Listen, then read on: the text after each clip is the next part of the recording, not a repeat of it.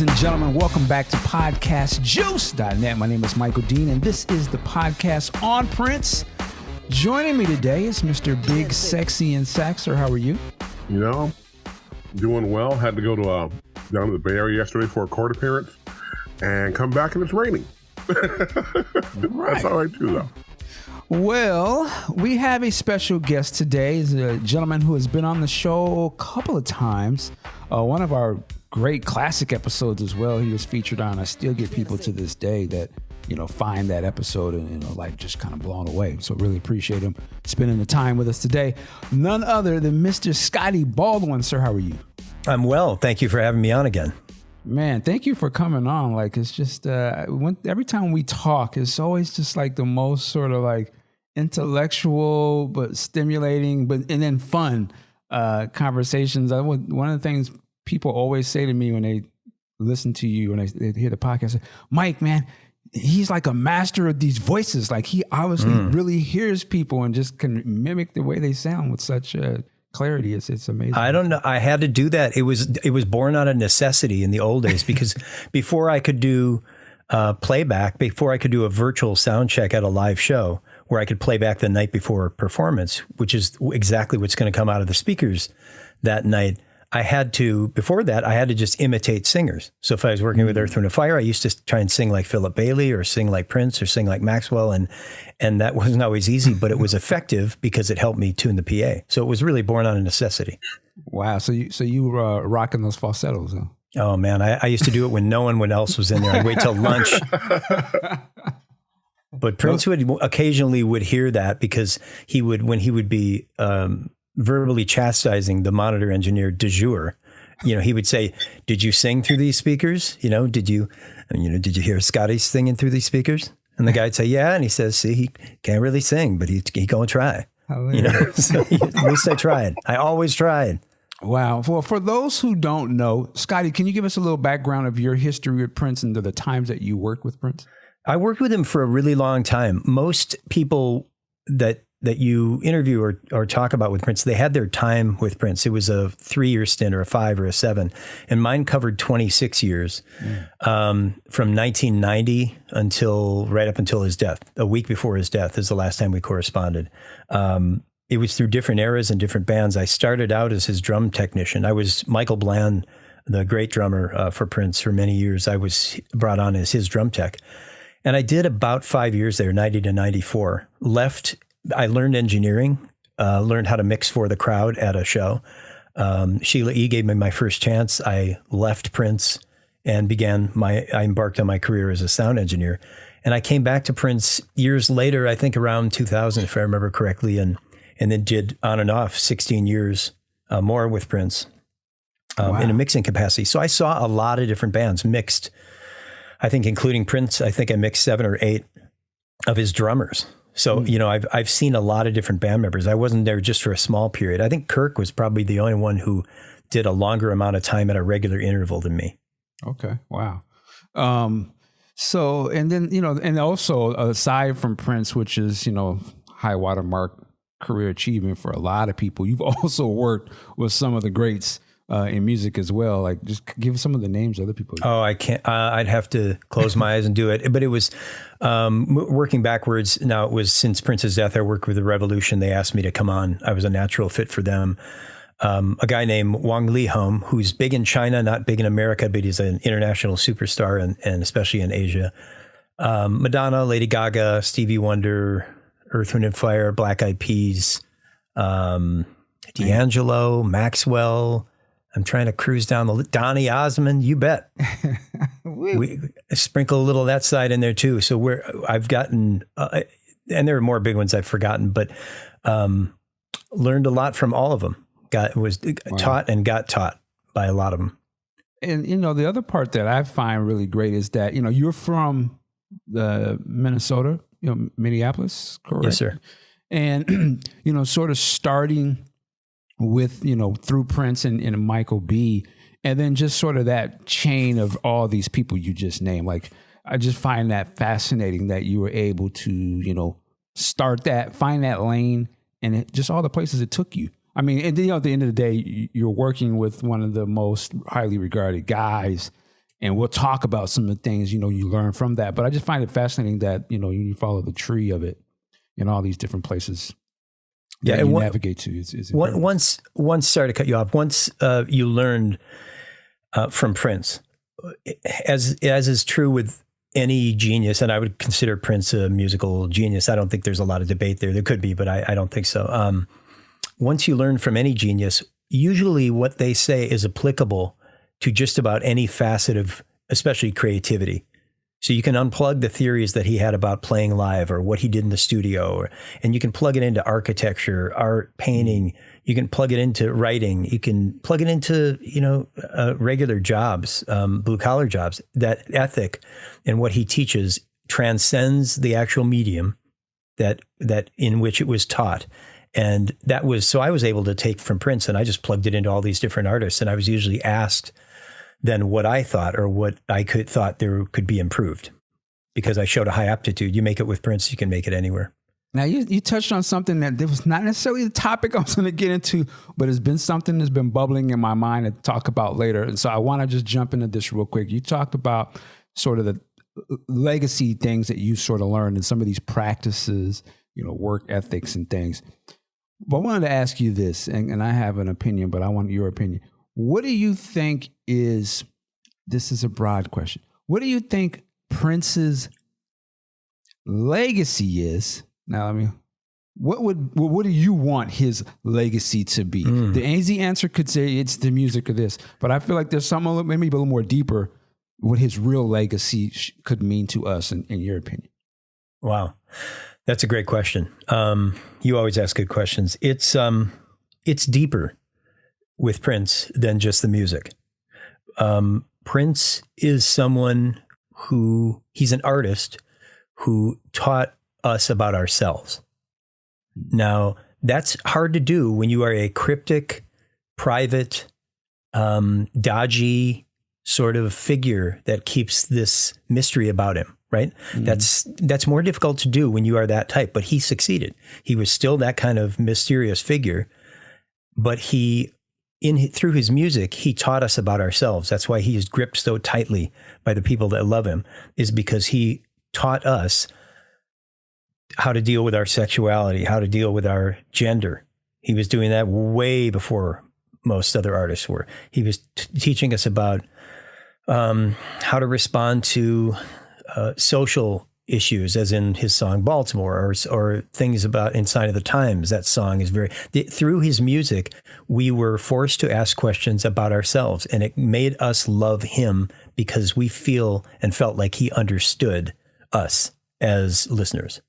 So his legacy, then, the answer to your question would be that he would, my hope for him is that he would continue to challenge us through his art, which is difficult parenthetically because he's gone, so he's not continuing to release that art. What's down is down, and what's not will never be. So, but I hope that we can continue to get to know ourselves better through his art. He's the catalyst for us getting to know ourselves. All right. And Big Sexy, I also, want to ask you that too, sort of what is your thoughts on, to you, what his legacy should be and is? Excuse me. To me, his legacy is one of steadfast independence, steadfast creativity, steadfast supporting things with your heart and not necessarily with your mouth to gain public confidence. I remember the first time I had heard of the Marva Collins School. I'm like, who? And people were telling me, man, Prince has been behind this for years. And when a person, be it a celebrity, be it, a regular guy off the street, the phrase, don't talk about it, be about it, really resonates with Prince. Because he wasn't in the media talking about, well, this. He'd just go ahead and do it. And if you ran into resistance, he'd deal with it. If you ran into ridicule, he'd deal with it. And that's something I've tried for years to carry on into my professional life. When I decided to go to college way back when, I knew I was going to get laughed at. I knew this. And I did get laughed at. But who's laughing now? So you learn to do your thing because you know in your heart that it's right. And damn what everybody else thinks. You just got to go do your thing. And eventually they'll either get on board or they'll get out of the way. But you still have to do your thing. And a lot of that comes from Prince. Yeah. Go ahead, Scottie. Man, that's really well said. And I can prove that is a super good point, Big Sexy. And I can prove it by one example with Prince. You know, I don't like to get into too many anecdotes. People like hearing them, but I bring them up because they are important in the way he taught. He and I were arguing about the house sound in 2004. And I thought it was good. And he heard otherwise. He heard it was either not loud enough or he wanted more of his vocal, or, you know, there was something going on and he couldn't put his finger on it. And he was giving me a really rough time about it. And I had a lot of pressure on me from the promoter, from the fans, from Prince, from the band, there was a lot of, because it was a $120 million tour. We were talking and I said, I knew using an example back to him would be the way to get him. And I said, listen, man, just like James Brown, all I'm asking you to do is let me get up and do my thing. And there was a pregnant pause where he just looked down. He had his fingers on it by his mouth and he just looked up and said, we're straight.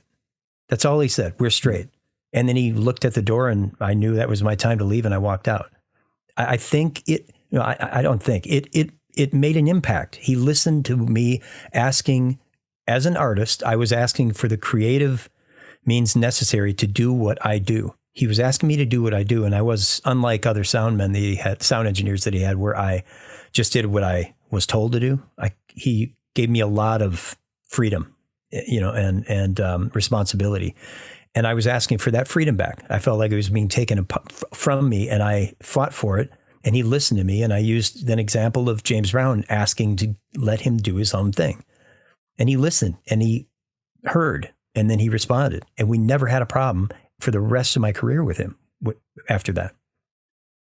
Is it like when you say, you said that, what you said about James Brown, is it something because he could relate to, sort of the cultural thing you were using an example, or did he you understand what you meant, what you're trying to say to him? It was sort of a, I don't think it was a low resolution way for me to bring it up to him by saying, hey, you'll identify with this guy. He's a singer too, and you like him. Right. That wasn't my intention. It's just the first thing I thought of because the phrase in my mind came up, like, I just want to do my thing. This is what I do. Mm-hmm. You can't do what I do. We've tried this. You've tried engineering by yourself from the stage. It doesn't work. So just let me do my thing. And so I quickly turned it around and said what I said about James Brown's quote, and he clearly listened and let me do it. And from then on, we never had an issue. As a matter of fact, I don't remember having an issue ever after that at all. I was never called to the carpet to have to explain myself in any circumstance. So getting back to what Big Sexy's, to his point, that if you show that you have a reason for acquiring and maintaining your independence, he celebrated independence in people. And now I actually agree with, I liked my answer, but I like Big Sexy's better. He was trying to find independence in people and have you constantly remain who you are and make proclamatory statements on who you are and show people by example. And I might deviate just a slight from that, but just to give my take on it, and I'm coming from a place, I guess it really all comes down to where we are at a particular time when we say these things. But I'm coming at it from a point of, seeing sort of people, have some death in the family recently and sort of seeing the effects of that on the rest of the family and friends. And it made me start to think, I was like, okay, Prince isn't here. And I know us as fans, of course, we love the music and then some of the stuff we're talking about today that, the way that he attacked or approached things in his life, staying on target and being relentless to be the best.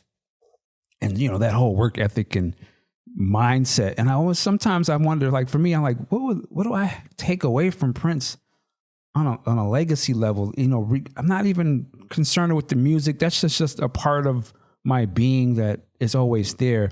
But I also feel like too,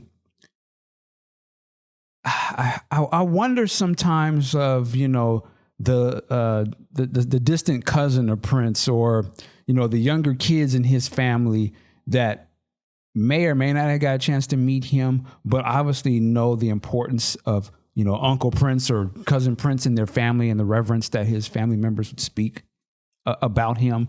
And obviously they see, you know, the world's response to him.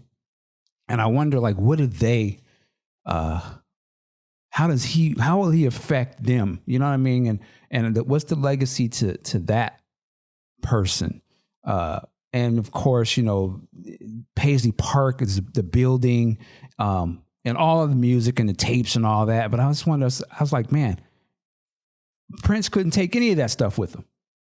Like, he's not going to take all the clothes and all that stuff. He's not here. That stuff is there. How much does that stuff mean? And what does it mean to his long lasting legacy? And I feel like, you know what? It almost doesn't matter to me, like, all, you know, the least to Paisley Park. Of course, I wanted to continue and blah, blah, blah. But is that what Prince means to me? Like, is that the legacy it would mean to me? No, it means exactly what you guys were saying earlier. It means to me, I look at this man and I'm like, wow, I was so curious of why he had the mindset he did. You know, what was his dad's legacy to him? What did the things that did and didn't happen with his family caused him to think and do what he did, and how that, you know, affects all these other people around the world? And I think the same way with Prince, the things that he did and the things he may not have done, how is that going to affect us? You know, what are things we can learn from that?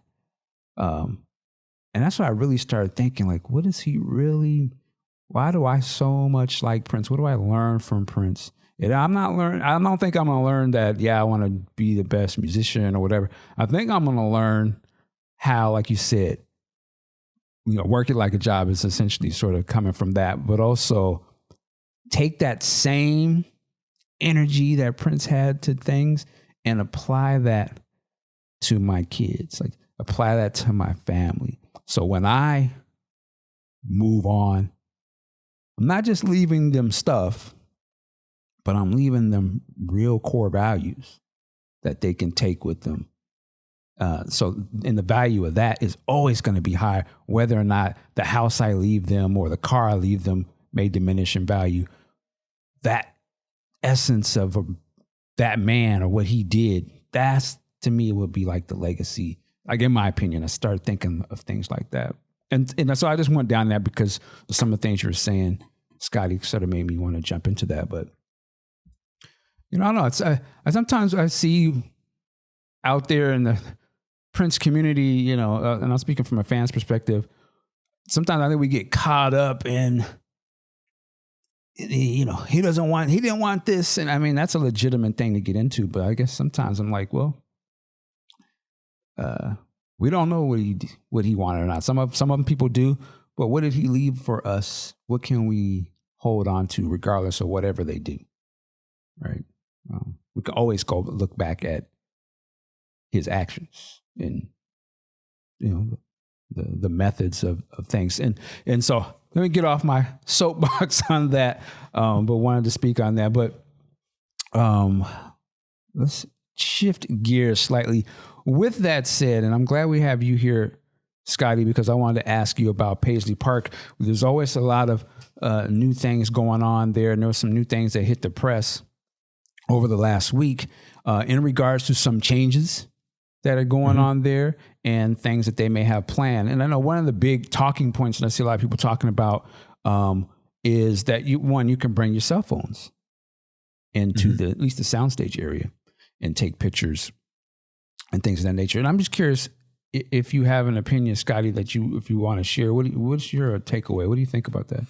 Well, it's we can play the game of what would he do, right? But it doesn't serve anyone. It doesn't serve him, and it doesn't serve his legacy. I think they have leadership there now that understands that you can't be the rock in the way of the river, because as I've used the example before, the river at first will go around you which feels quite quaint to be surrounded by a river. But then at some point, it's going to go usurp you and go over top of you, and then you cease to exist, and you're gone. You're part of the river now.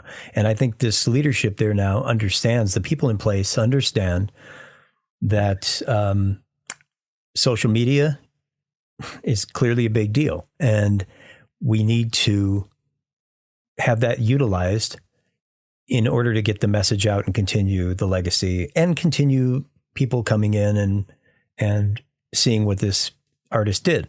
And so it's a natural evolution, and doesn't require a revolution, just an evolution. They're just evolving a bit.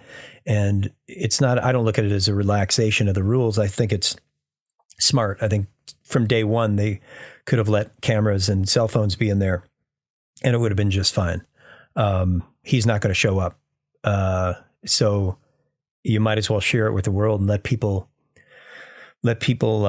tweet and Instagram and TikTok, whatever they use. You want to get the message out, and just to further things along, to make things move along. I think that it's being done better now, and I think they've found their legs through these different changing hands over the past 4 years, and it will continue to get better. And as they unearth things, they've got good people running the archive now. Mitch is great. He's knows what he's doing, and he knows the artist, and they're going to be able to find their way. And they seem more amenable to finding their way with relaxed measures in so much as letting people help get the word out for them. They don't have to do it all themselves. I think those are good changes. Alcohol, fish, you could have meat in there. To me, none of that matters anymore, because we're not in his private residence anymore. This is all it's a private facility, but it's become everyone's facility, if I may say it that way. We respected, all of us who worked there for a long time, respected his desire to have certain things not go on in there. And that was done because it was a rule, first of all, and there was a fear factor involved there where you didn't want to be found out trying to do something. But also, ultimately, I think there were a lot of us who just respected his wishes. It's his house. I mean, it was his residence. You're a guest in this residence. And there were certainly, as Dave Hampton liked to point out, there were certain parts of the facility that were for us who worked there. And then there were certain parts that were looked at as just his residence. So we all sort of knew that. But now it's all become one thing. I would like it to become like what he said it was in the song, which is a place where people come to share. Mm-hmm. And I think it's becoming that more. And it's good to see that direction taking place.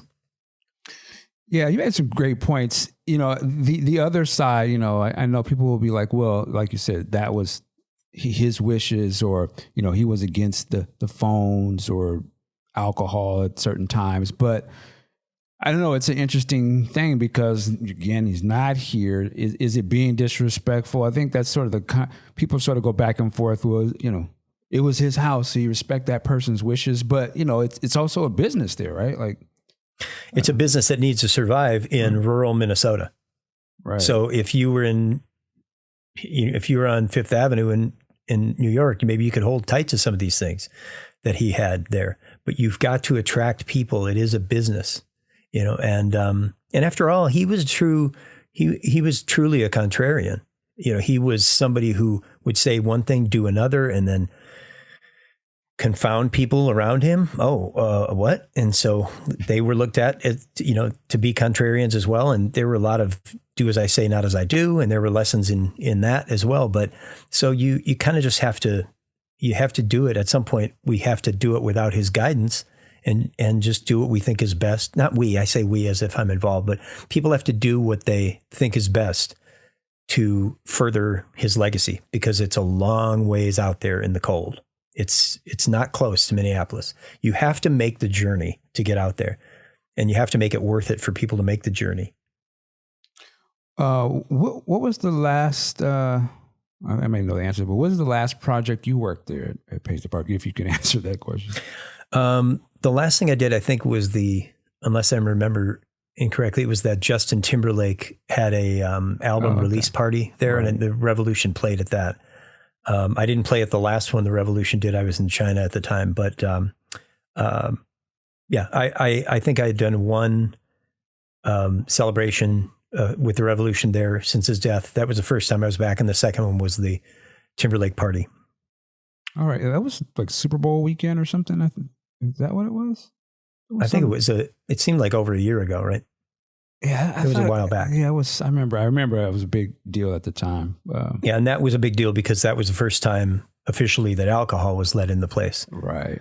Okay. So if you got to change with the times, and you have to, no one should feel like it's a disrespect. It's simply changing with the times. Here's someone who changed with the times himself. Not only did he change with the times, he was dictatorial. He dictated how some of us changed in our social means, our social norms changed. So he made us think about ourselves. So he was big into change. He changed a lot over his career. So why wouldn't the people that are doing that for him do the same thing? If you can answer this in terms of like other people such as yourself who have worked for Prince and who worked, at Paisley Park a lot and may or may not necessarily be involved now, are you or those that can remain nameless, are they sort of happy with the progression of the studio and the building, the way things are sort of coming along? I don't talk to many people, a few, but not many who had a regular occurrence there at Paisley Park in their life. I don't keep up with the people who were there. But the people with whom I do speak on that issue, it's not often about that. And I think all of us understand there's a natural progression to having it unfold. And it's a difficult task. The people that are there, the new leader of the facility is, they've got a challenge on their hands because you have to, it's something that I think everybody of a creative mind should experience, that place. But you have to put butts in seats, as they say in the airline industry. You got to get the butts in the seats. So you have to get people out there. And we used to know that he might show up. Mm-hmm. We used to know that he might perform. We used to know he might just stand up in the atrium on the second floor and watch all of us as we danced. I know that feeling of fans. But they have to do that without him. So I'm not sure what people with whom I worked or people there, I speak with Dave Hampton on that regularly, but I'll let him speak for himself about what he would have a lot more to say about the, what's being done with the facility now. But I think they're doing everything they can do. And I think they're doing a good job. All right. Also wanted to ask you about the upcoming release of with a One Night Alone project and the Rainbow Children and the One Night Alone live album, which I know that you were working with Prince during that time. Now they're re-releasing these. And I'm curious, what are your thoughts on these sort of being available again? Well, I'm excited about it because usually when people do what I do for a living, the work disappears in the air at the concert that night. It's the energy goes into the air, and then I just grab my backpack and I leave, and I can't really hold what I do. But Prince was a meticulous archivist, and as was I. So I always did a good job of making sure everything I did for him, whether it was an after show, the main show, I always had everything meticulously labeled and recorded in a digital format and with overlaps so that I didn't miss any moments. And I would hand all that in, and Dave Hampton luckily archived all the work that I was doing and sent it back when I sent it back. So it's no surprise to me that One Night, it actually was a surprise that One Night Alone Live, the box set, was going to come out at all. Prince invited me into the studio. I don't have to go that far into the story, but I got invited to come out and listen to something with Prince. And so I showed up, and he was in listening to my front of house mix. And we listened for a little bit, and then he turned it down and said, I'm going to release this as a record. And he did. He released a 3-disc box set. It was the full 2.5-hour concert. And then it was all these after shows, different recordings from the after shows. And that was enough of a feather in my cap, but to also let me write ask me to write liner notes for the record was exciting. And I was excited to hear recently from a colleague that works out with the estate on the recording releases that my liner notes, I think Sam Jennings did the artwork for it, and they're going to be released on the vinyl version as well, which is good because that's all part of the artistic statement. I hope that's true because that's all the art in there was part of Prince's artistic statement for that record. Having the fans have quotes and having all the band members and having me as a responsible part of it, who basically was responsible for the recording of it all. I'm glad that's coming out. I'll love to hold it in my hands because it's one thing to stream, but we can't hold anything in our hands when we stream something, right? Mm-hmm. But to people who are old enough to remember record albums and even CDs, you got to hold something and read liner notes, and it was exciting. And now you get to do that again with the vinyl, and I can look at a big 6 album box set of the One Night Alone and the after shows, and I get to hold that and know that I was responsible for all of that.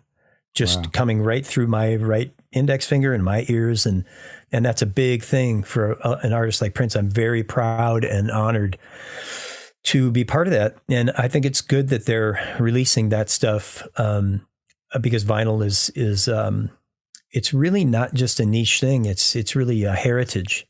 It's heritage of putting needle to wax and having a physical relationship with the material where you can see the grooves and see it and feel the pops. And I think all of that is important. And they did it. They definitely did it the right way. The 1999 box set is gorgeous. Yeah. And the re-release on vinyl. So I'm excited to see that stuff come out. And I think it's good. They'll get around to everything. I think they're very smart in the way they're unfolding this stuff. Did you also do the sound for was it a Vegas concert? And I think they're putting the concert out too. There was a video at the DVD at the time. Oh, that's right. So the things, just to get on the record, the things for which I was responsible and my front of house 2-track mix was released was the One Night Alone box set, which was 2 discs, and then the 1 disc of after shows, the In Ain't Over after shows. That's sometimes blown out as a separate release. The Live from Las Vegas DVD, which was the Aladdin, I think? The Aladdin, Live at the Aladdin. Yeah. That's right.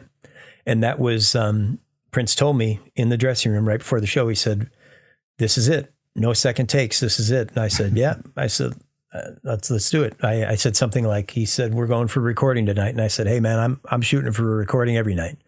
And he was, so that was fearless of all of us. And that was good. The clap's a little too loud on that DVD, I'll admit, but that's all right. We can just turn it down a little. And then also the C Note, something I was, an album of which I was unaware until about 5 years ago, where somebody said, "No, that's all your sound checks, the sound checks we did." Oh, wow. And he's right. C Note stood for Copenhagen, Nagoya, Osaka, Tokyo. I'm going to get this.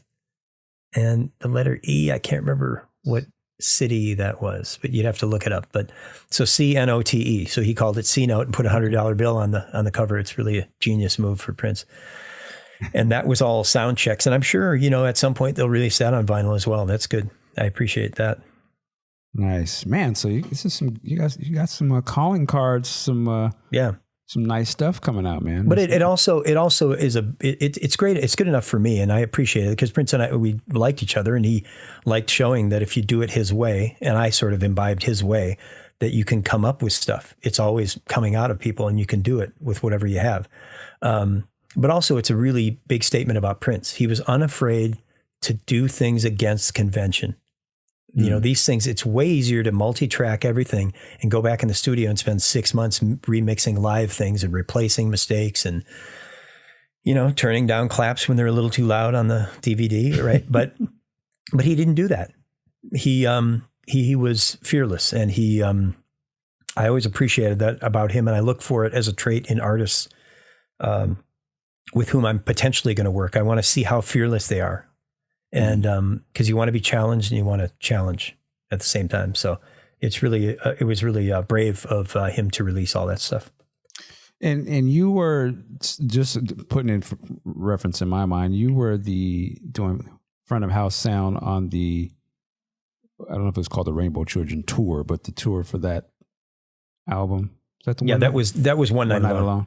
So were you doing that when they came to Seattle at the Paramount? Excuse me. Were you doing the sound at that? Do you remember? Yes, I'm sure I was. Oh man, I'm sure I told us this a million times. That was my favorite show of all time. Like, it was great to go to the sound check and everything. Yeah. He broke new ground on that. Was that the tour? I think that was a tour where the fan club got to sit up front. Yep. Yeah, man. Now that's easy to do now because you just have a team of people and you go, hey, I want the fan club to sit up front, and 3 people go running off with Starbucks cups and cell phones. And they work it out. But Prince did everything boots on the ground. So it was probably one of us or whomever was his right-hand person at the time, and they just put it together and made it happen. So you have to count up how many fans are going to come, save that many seats in the front several rows, and then the people who just purchase without being part of the fan club, they can start at row 6 or something, or row 10 or whatever it is. Okay, yeah. So that was, and that creates a lot of, what does it do? It creates a lot of energy up front. Okay, right. Then you have to look through all this energy to enjoy the show. So nobody's sitting in the first 3 rows with their hands folded. Right. You get to look through the most rabid fans. So that's why that tour was it was a beautiful tour. He didn't do all of his hits on that tour, but in ways, there are a lot of people that it's their diehard favorite part of his career was Rainbow Children, the One Night Alone tour, because it was so different. Yeah, I mean, it was just almost, to me, it was like he just stepped up his game on a whole nother level that I didn't even anticipate. And I was just like, and 11 of the musicians he had with them, it was crazy. Crazy. Okay.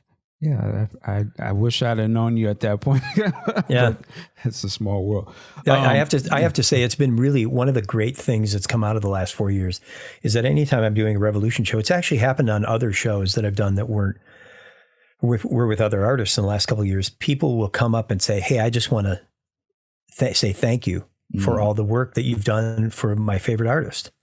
And it's really been gratifying to hear from people who extend themselves out to say thank you to someone in a technical support role, but that they were a responsible part of their enjoyment. So I that's been one of the best things that's come out of this.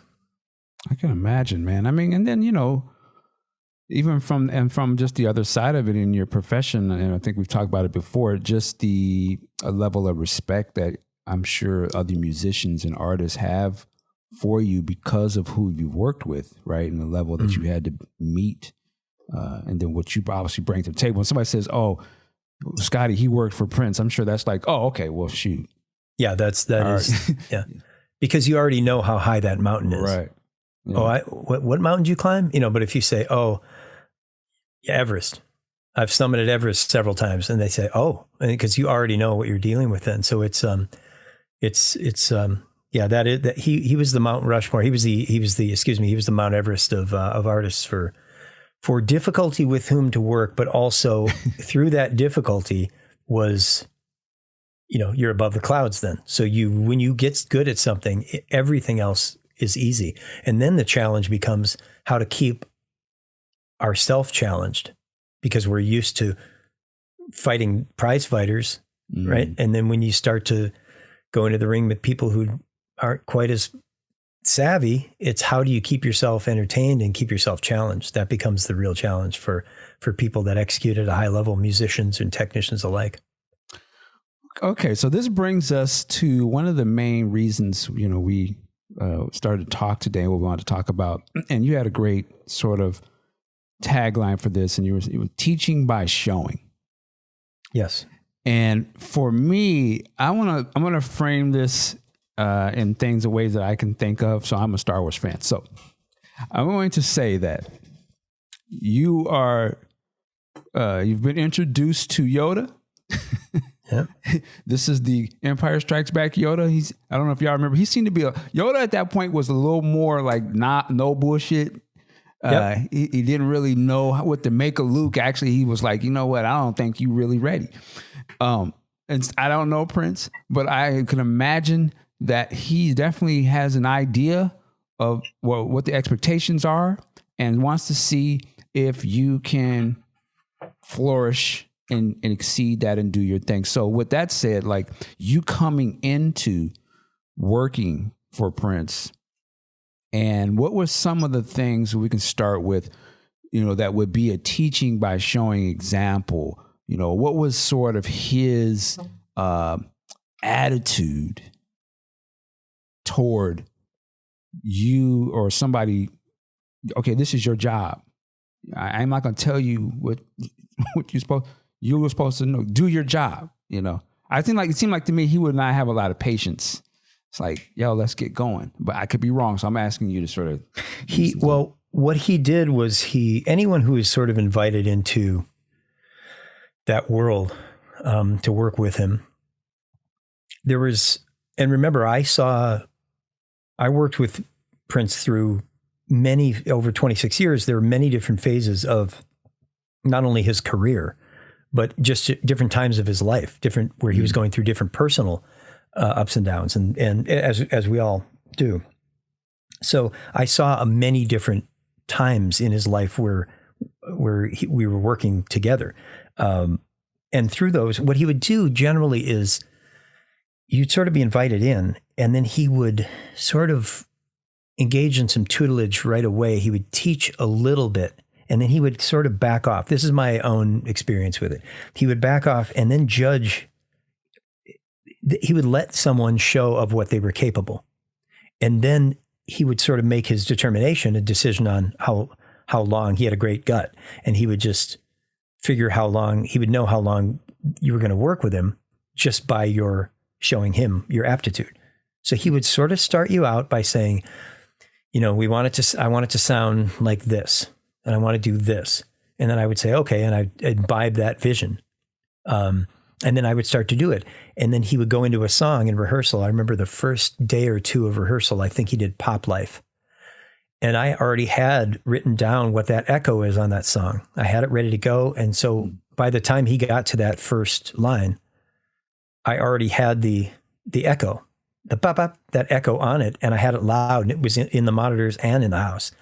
And I remember him smiling and nodding as he started singing, because he knew, here's a guy who right there, that proved that I knew the material. Mm-hmm. I was unafraid to engage in it and just hit the throttle and take off. And it showed I was willing to accept more. So I was ready. And it's that first response. He would watch people, and he would see what they had as far as how to be taught and teachability from themselves, and how much they were willing to put themselves out there. And then he would respond from that. So I think he saw in people, my guess is that he saw in people the whole future of what their working relationship was going to be, just based on how they reacted from the very first. Wow. Yeah. Wow. He certainly saw that in Dave Hampton. I introduced Prince to Dave Hampton in the end of 2002, after Prince asked for a recommendation of someone to come in and get the studios up to a current condition in the industry. And I flew Dave in a couple days later, and within the first 5 minutes, Dave walked in, shook Prince's hand, and said, listen, I understand that I wouldn't be allowed to take photos, but it's my policy to have a notebook and pen, and I like to take copious notes on what the things you're saying. So will you allow me to do that? And Prince nodded, and then Prince turned around and took off. And I remember thinking right there, he's in. Like somebody who's willing to say to someone, I am going to listen to what you say, and I'm going to write down what you're saying because it's important. That says everything it needs to Prince. And I think his decision to keep Dave under his regular employee for 7 years was made that moment. Well, what's an example of doing something and it not lasting, or what would be a thing that would be a turnoff, or at least in your opinion, what you thought may have been a turnoff? Well, it's a little unfair, but it would be, you would have to mind read. You would have to know what he was going to say already. And if the drum tech would be up there and Prince would say, hey, go around the drums.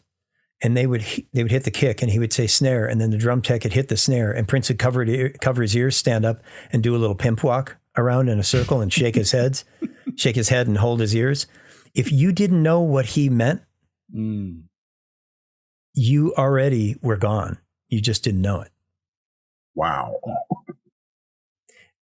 And quite often in the sound checks, I got so good at reading all those tells that he would be sitting in the seat somewhere with his gun mic, and he would say, John, go around the, kick and snare, and he'd hit kick and snare, and Prince would just turn to me and nod. And then he'd say, okay, now go around the toms. And John would go like that. And Prince would look at me and make a kind of face like that. And I'd cut in and say, John, hit tom 2 for me. And he'd hit it, and Prince would nod at me. And then I'd say, hit tom 3. And he'd hit it, and Prince would go, ooh, make that, ooh, stinky face. And I'd say, can you guys tune that down? That's way too high. That's actually higher than the second time. Right. So you knew you had to get good at reading those signs really quickly and know if he shook his head, ooh, you had to know what. And then I would say, hold on. Okay, try it again. He'd hit the snare again. He'd go, yep. Too boxy, too much high end, Wow. Too papery. You had to know that. And people who are really good, the people that survived there a long time, especially art directors, that was for Sam and Steve Park and Afshin and Julie a long time ago, and Stacia, and they had to know, they had to mind read. They had to know what he wanted before he called it. And when you got good at that, man, you felt like you could take over the world. Wow. Now, I want to paint a picture, because you just said something. I know for fans, we've seen footage. I know, like, there was the Love Sexy footage, and you see Prince sitting in, it looks like the stands or the bleachers or something, and he's got the mic in his hand, and you can hear either it's playback or it's the actual band playing.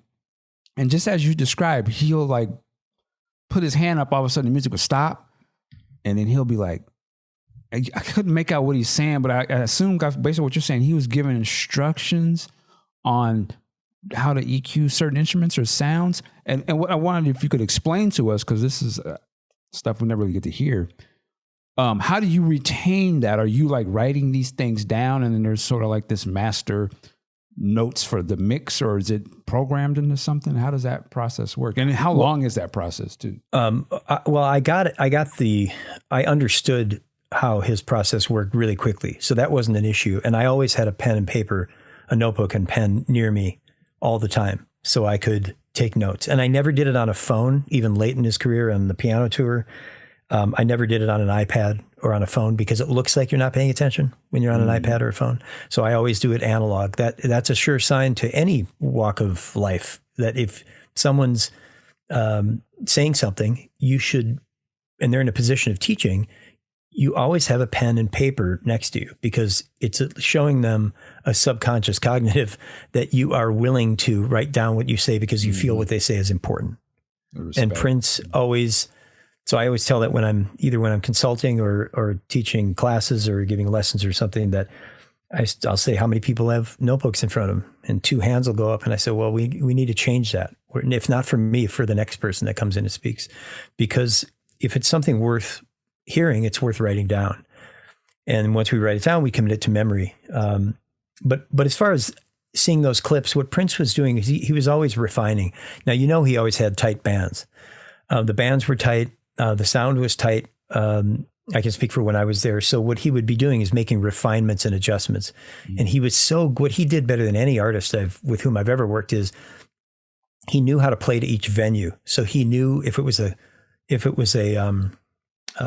after show, a club, he could play as loose as he wanted to. The sound could be loose. He could be a lot of sloppy hi-hat and a lot of shh. He could do songs, and he could do Bambi in a club because it translated. It was dirty and sweaty and sexy. And he knew how to write a set list for a club versus a set list for an arena and a set list for a stadium.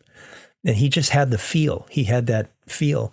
And what he was doing there is making refinements. So he would stop on the one, bang, the band would stop, and then he'd say, on that chorus, make sure it's bright, or he would tell the keyboard player, let's move it up an octave there, so you're not competing with my vocal, because that's the same octave I'm singing that vocal part in. So let's move those apart so that they don't conflict. He was a master arranger. And again, all these things I'm saying he did, I could plug them all into any other artistic endeavor, and they work. He was a master arranger. He knew about balance. He knew about space. He knew about energy, and he what he was doing is saying, there's one clip that someone sent me anonymously. I got a clip that was I think it was a CNN interview or Headline News or something, where it showed Prince turning to me and with his mic in his hand going, brah, brah. And I know it was Let's Go Crazy, because he was talking about the little side stick part in the end of the loop in Let's Go Crazy. Brah, brah. And what he was saying was make sure that's turned up. Wow. And so he was detailed down to the smallest degree. And what he want change on a night to night basis? Absolutely. He wasn't always consistent in what he wanted, and that was frustrating for some people. But he generally, you could his inconsistencies in what he wanted were pretty consistent. They changed pretty consistently, right? So I could always sort of know what was coming in. He just had to have an A and a B plan, and the bands were so good that we could take any of those little physical changes that he did in before a show and amass those into what we were doing really quickly. And would he remember those changes if they had not been made during the show? Like, or, you know what I mean? Like, he wasn't just saying something a couple hours earlier in a rehearsal, and then if he missed it, did he remember that? I've said this before. He never missed a cue.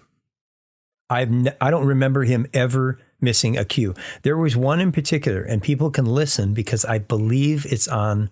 It's been a long time since I listened to One Night Alone live. There's somewhere in that show. I know. I'm hear it now in my head. It's How Come You Don't Call Me Anymore? And I'll have to go back and listen. And hopefully now people can just jump on to their favorite streaming service and listen to the One Night Alone live box set version of How Come You Don't Call Me Anymore. I think it's on there, where he wanted to end a phrase, right? And he wanted to scream right on that hit and have me do an echo and have the echo keep going until he stopped with his hand. And it had to go on for about 20 seconds. The first night we tried it, he screamed when the band did their hit. So when I did the echo of his vocal, I got a lot of band in there too. You heard John going, pss, pss, pss. You know, there was a lot of, it was kind of messy. I went to him the next day after sound check, but before the show. And I said, hey, you know what, man, I forgot to ask you, can you do the scream after the hit so I can grab a clean scream of yours? And he said, yep, cool. He nodded. And I thought, oh, he didn't look at me or didn't really acknowledge it more than a quick little nod. And the reason that it was important to me, because if I missed grabbing it on that hit, right, and he did it on the hit as he did the night before, I wouldn't grab the scream. So I took a chance, and I let it go, and he went, and ow, ow, ow. And I grabbed it like that. Not only did he nailed it perfectly, and he never forgot. Wow. He never made a mistake like that.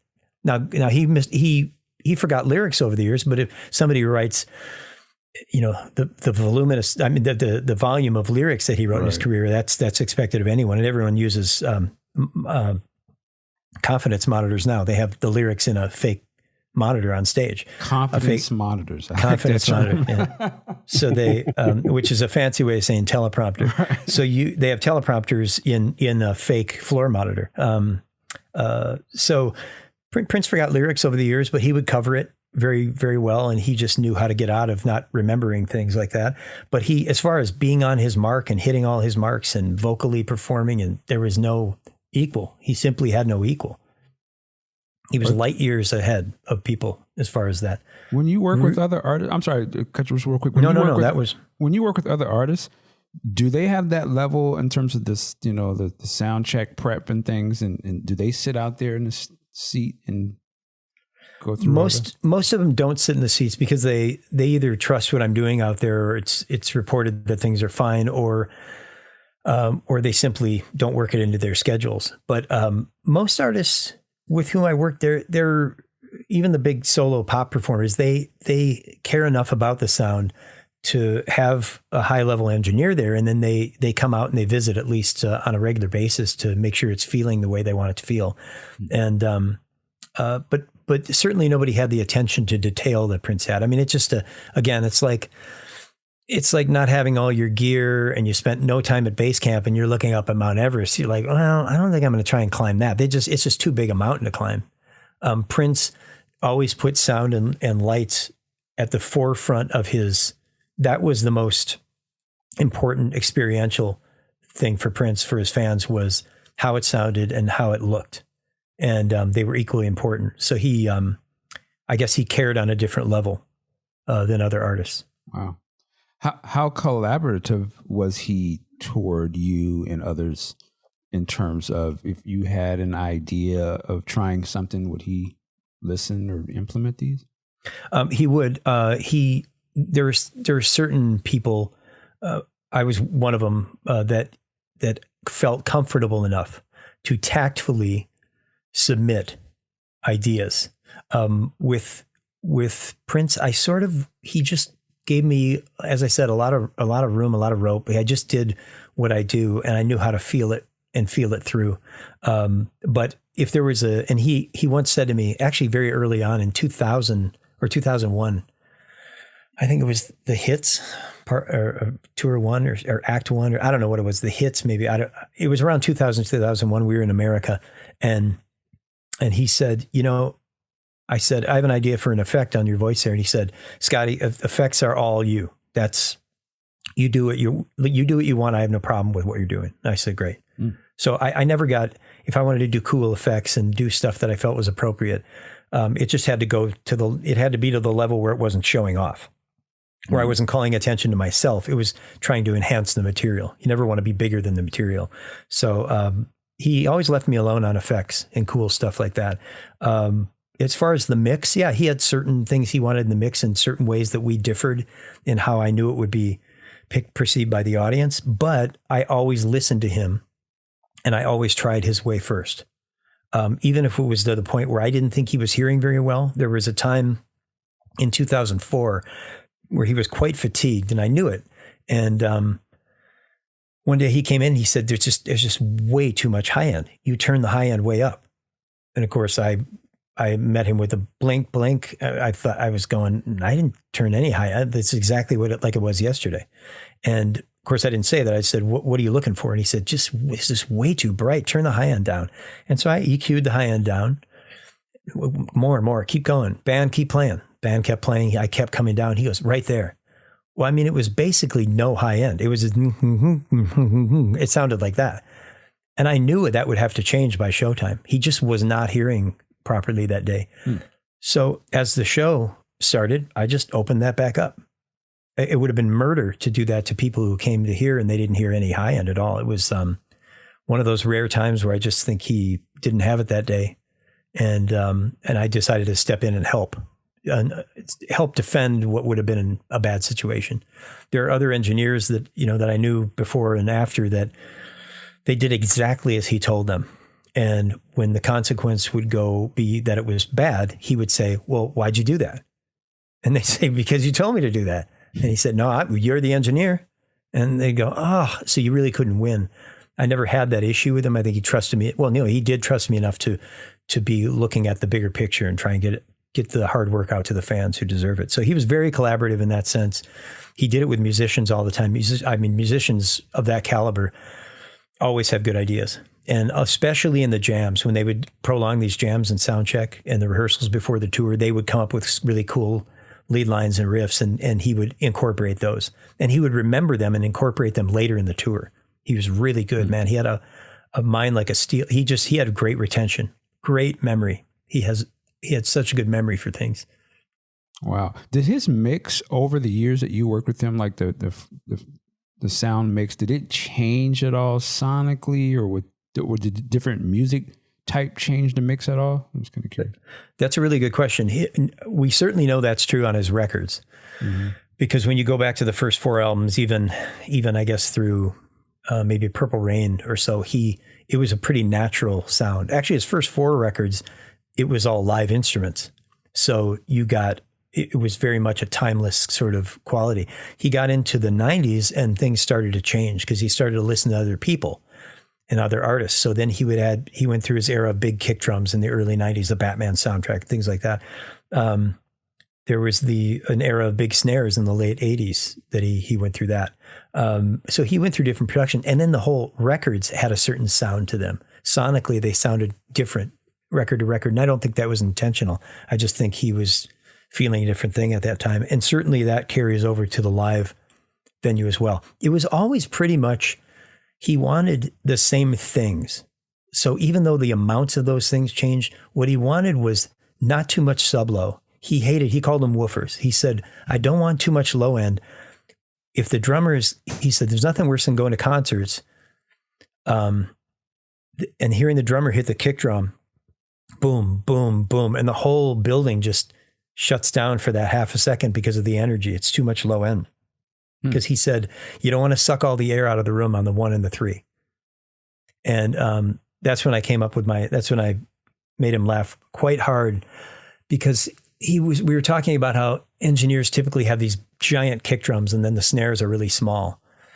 And he said, well, you don't, he said, see, engineers, they have these huge kick drums that make drinks move by themselves when they're on a table on the 1 and the 3. And he said, and then he looked at me and I looked at him like, hey, and then he goes, well, not you though. You're better than most. And I said, oh, that's going to look great on my gravestone. It'll say, here lies Scottie Baldwin. He was better than most. And, because that's not the exact quote you're going for, right? You want something a little better than that. But he didn't want too much sub-low. He just wanted the kick drum to go, he didn't want it to make all the rafters shake. He wanted to be a punctuated beat. He just wanted it to be a lower drum. So he always wanted that, no matter what era I mixed him. He wanted highs to be smooth, and he wanted not too much mid. It was almost always done in a 3. And he had his keywords. He called it woofers. He called it boxy. He called it airplane hanger. He called it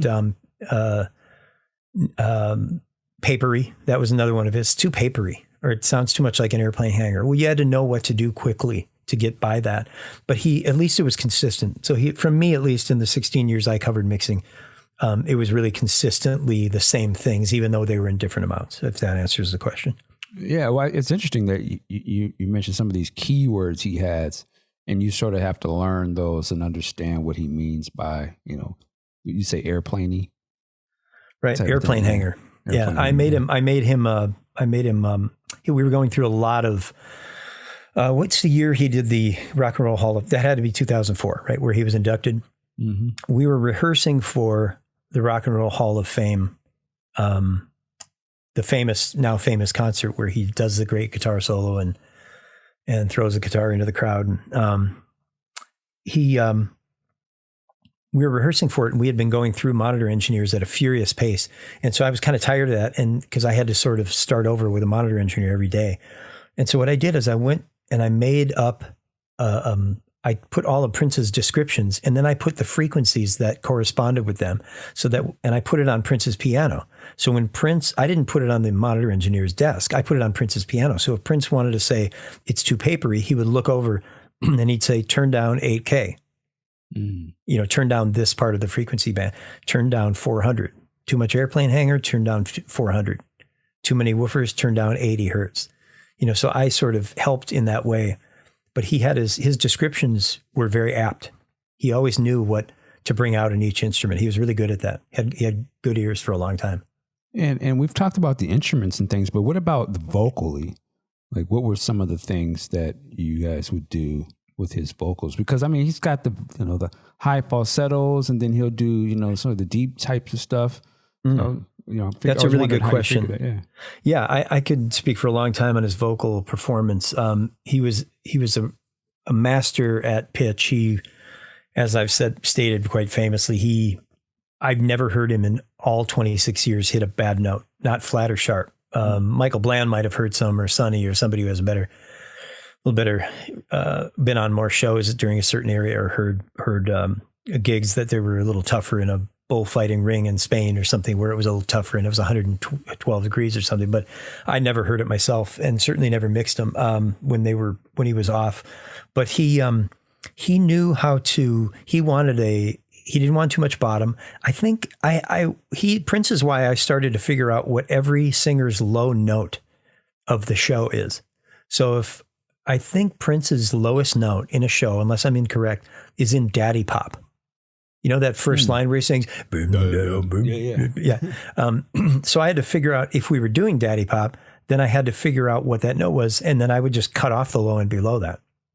So that way I wasn't leaving open and leaving exposed areas that we weren't going to use. Or I would go through a set list and find out the lowest note in that set list. And I could kind of cut that off below that note because he didn't want too much boomy low end. He liked tight low end. He liked smooth highs. He knew how to he could tilt his vocal and he could get this dirt. He had a dirty sound. Prince had these clean falsettos that I would always turn up. And my magic number was 7. You know, I remember on Kiss, Prince seeing my notes on my computer at the soundboard in 2002. He said, actually it was 2001. He saw that and he said, good number. He pointed at because I said, Kiss lead vocal up 7 dB. And he pointed right at it and he said, that's a good number.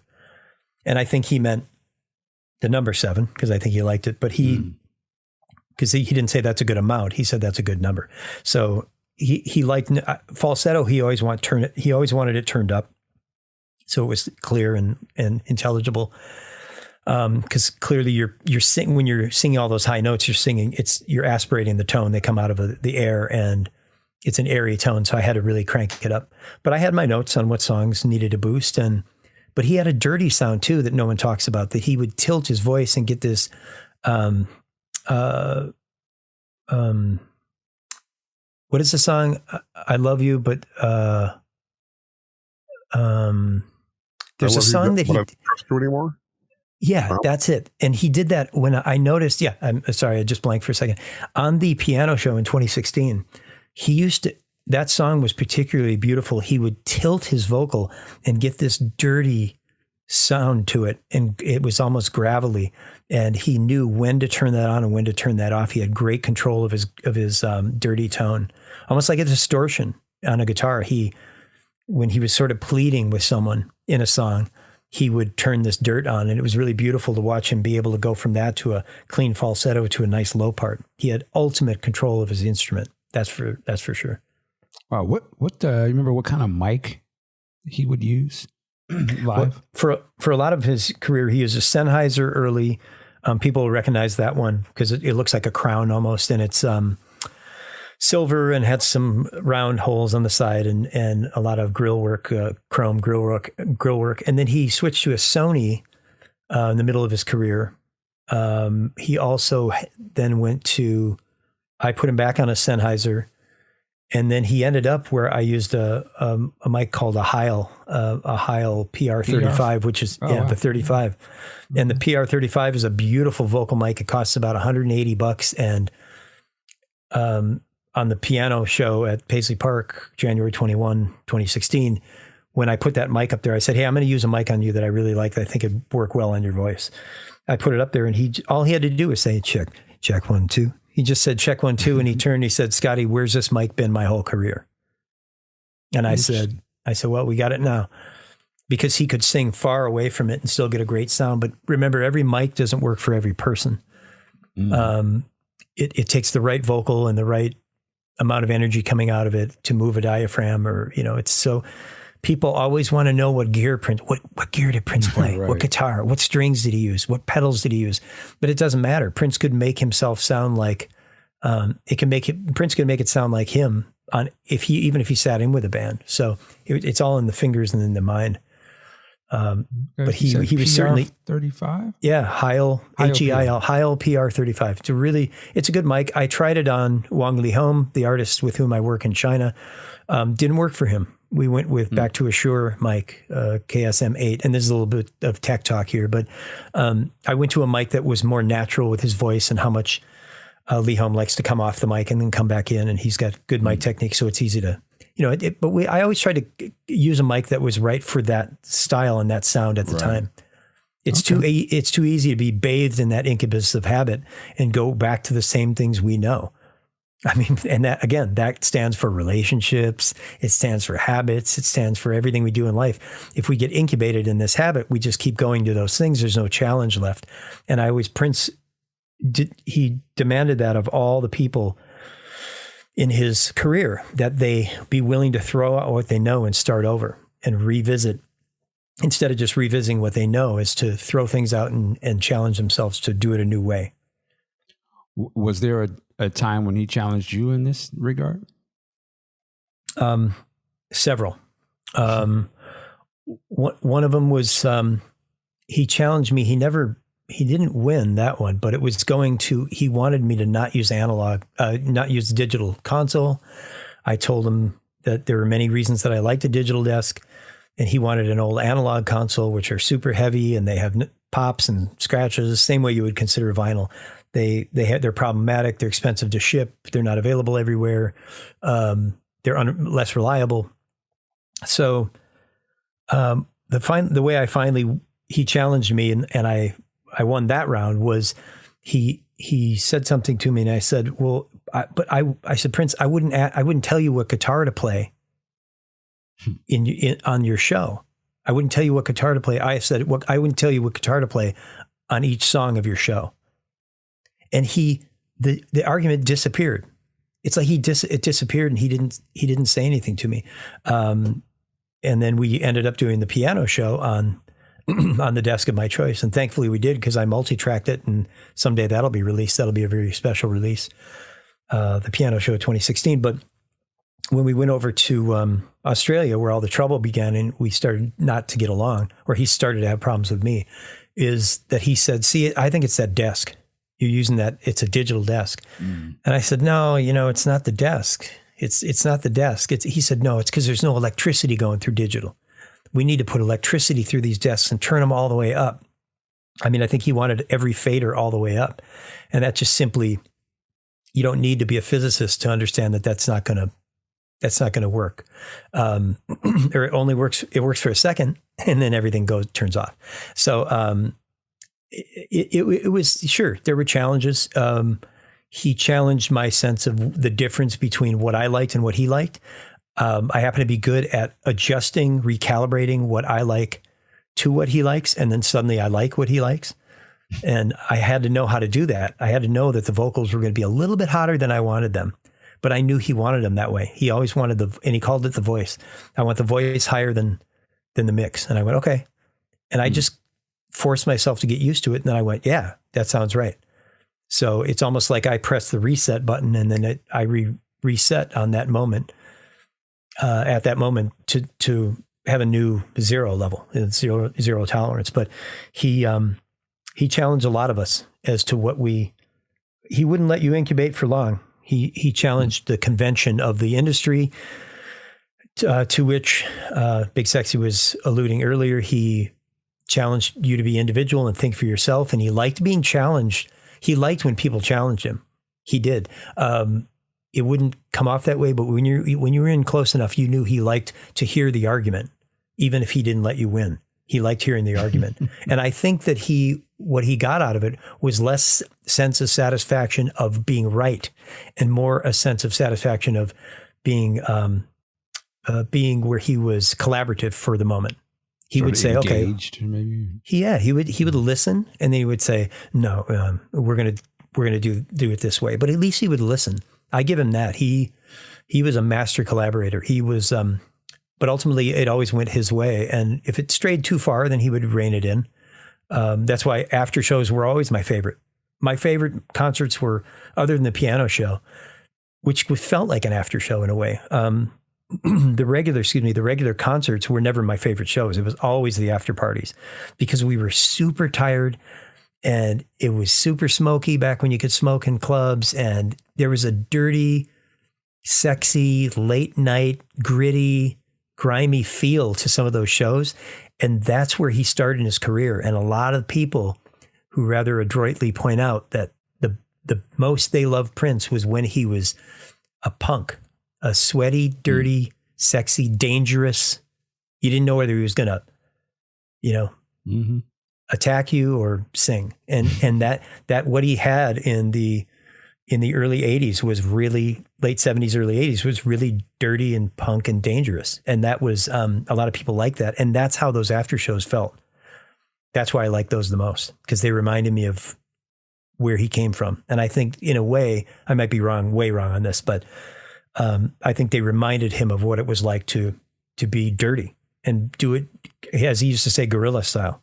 We would be, before we would start, he would call me up to where he was sitting and I would leave the soundboard and race up there because I had a million things to do. And all he would do is just give me the come here thing. He would go, come here. And I would lean down. He'd go, Scotty, we're going to do this guerrilla style. And I said, okay, I got you, man. And that's it. And that was his like pep talk. And then I would run back down there, fight my way with a flashlight back to the soundboard. And then he would be on his way right behind me and he would go up and play for another hour and a half. And what he was doing was he wanted to be dangerous, because no other artists have done that. They still don't do it. I can't believe that more artists don't do after shows. It kills me inside a little time every time I hear of somebody not going and doing an after show. Yeah, I can't think of any artist that I know of that does that. Well, you got to bring your playback guy first, I guess. That's where it starts, because that's the problem, is our industry has gone to something where you can't afford to have a bad show, right? You can't afford to have a bad show. So a lot of it is done with playback, or a certain amount of it is done with playback. To be fair, everything is supported with playback and time code and things like that. And so it's when you do that, you're guaranteeing a certain amount of success, and you have to, because the fans demand more now. Right. You can't have a bad show now. You can't afford it. It's all on video. But Prince lived dangerously, and that's where certain people like Peggy and Susan in the studio, Roy Bennett for sure, me, Rob Colby, people that worked with him along the way, we learned how to be dangerous. And it made us truly dangerous when we went out there and did our thing with other people. Because being fearless and effective are two really powerful things.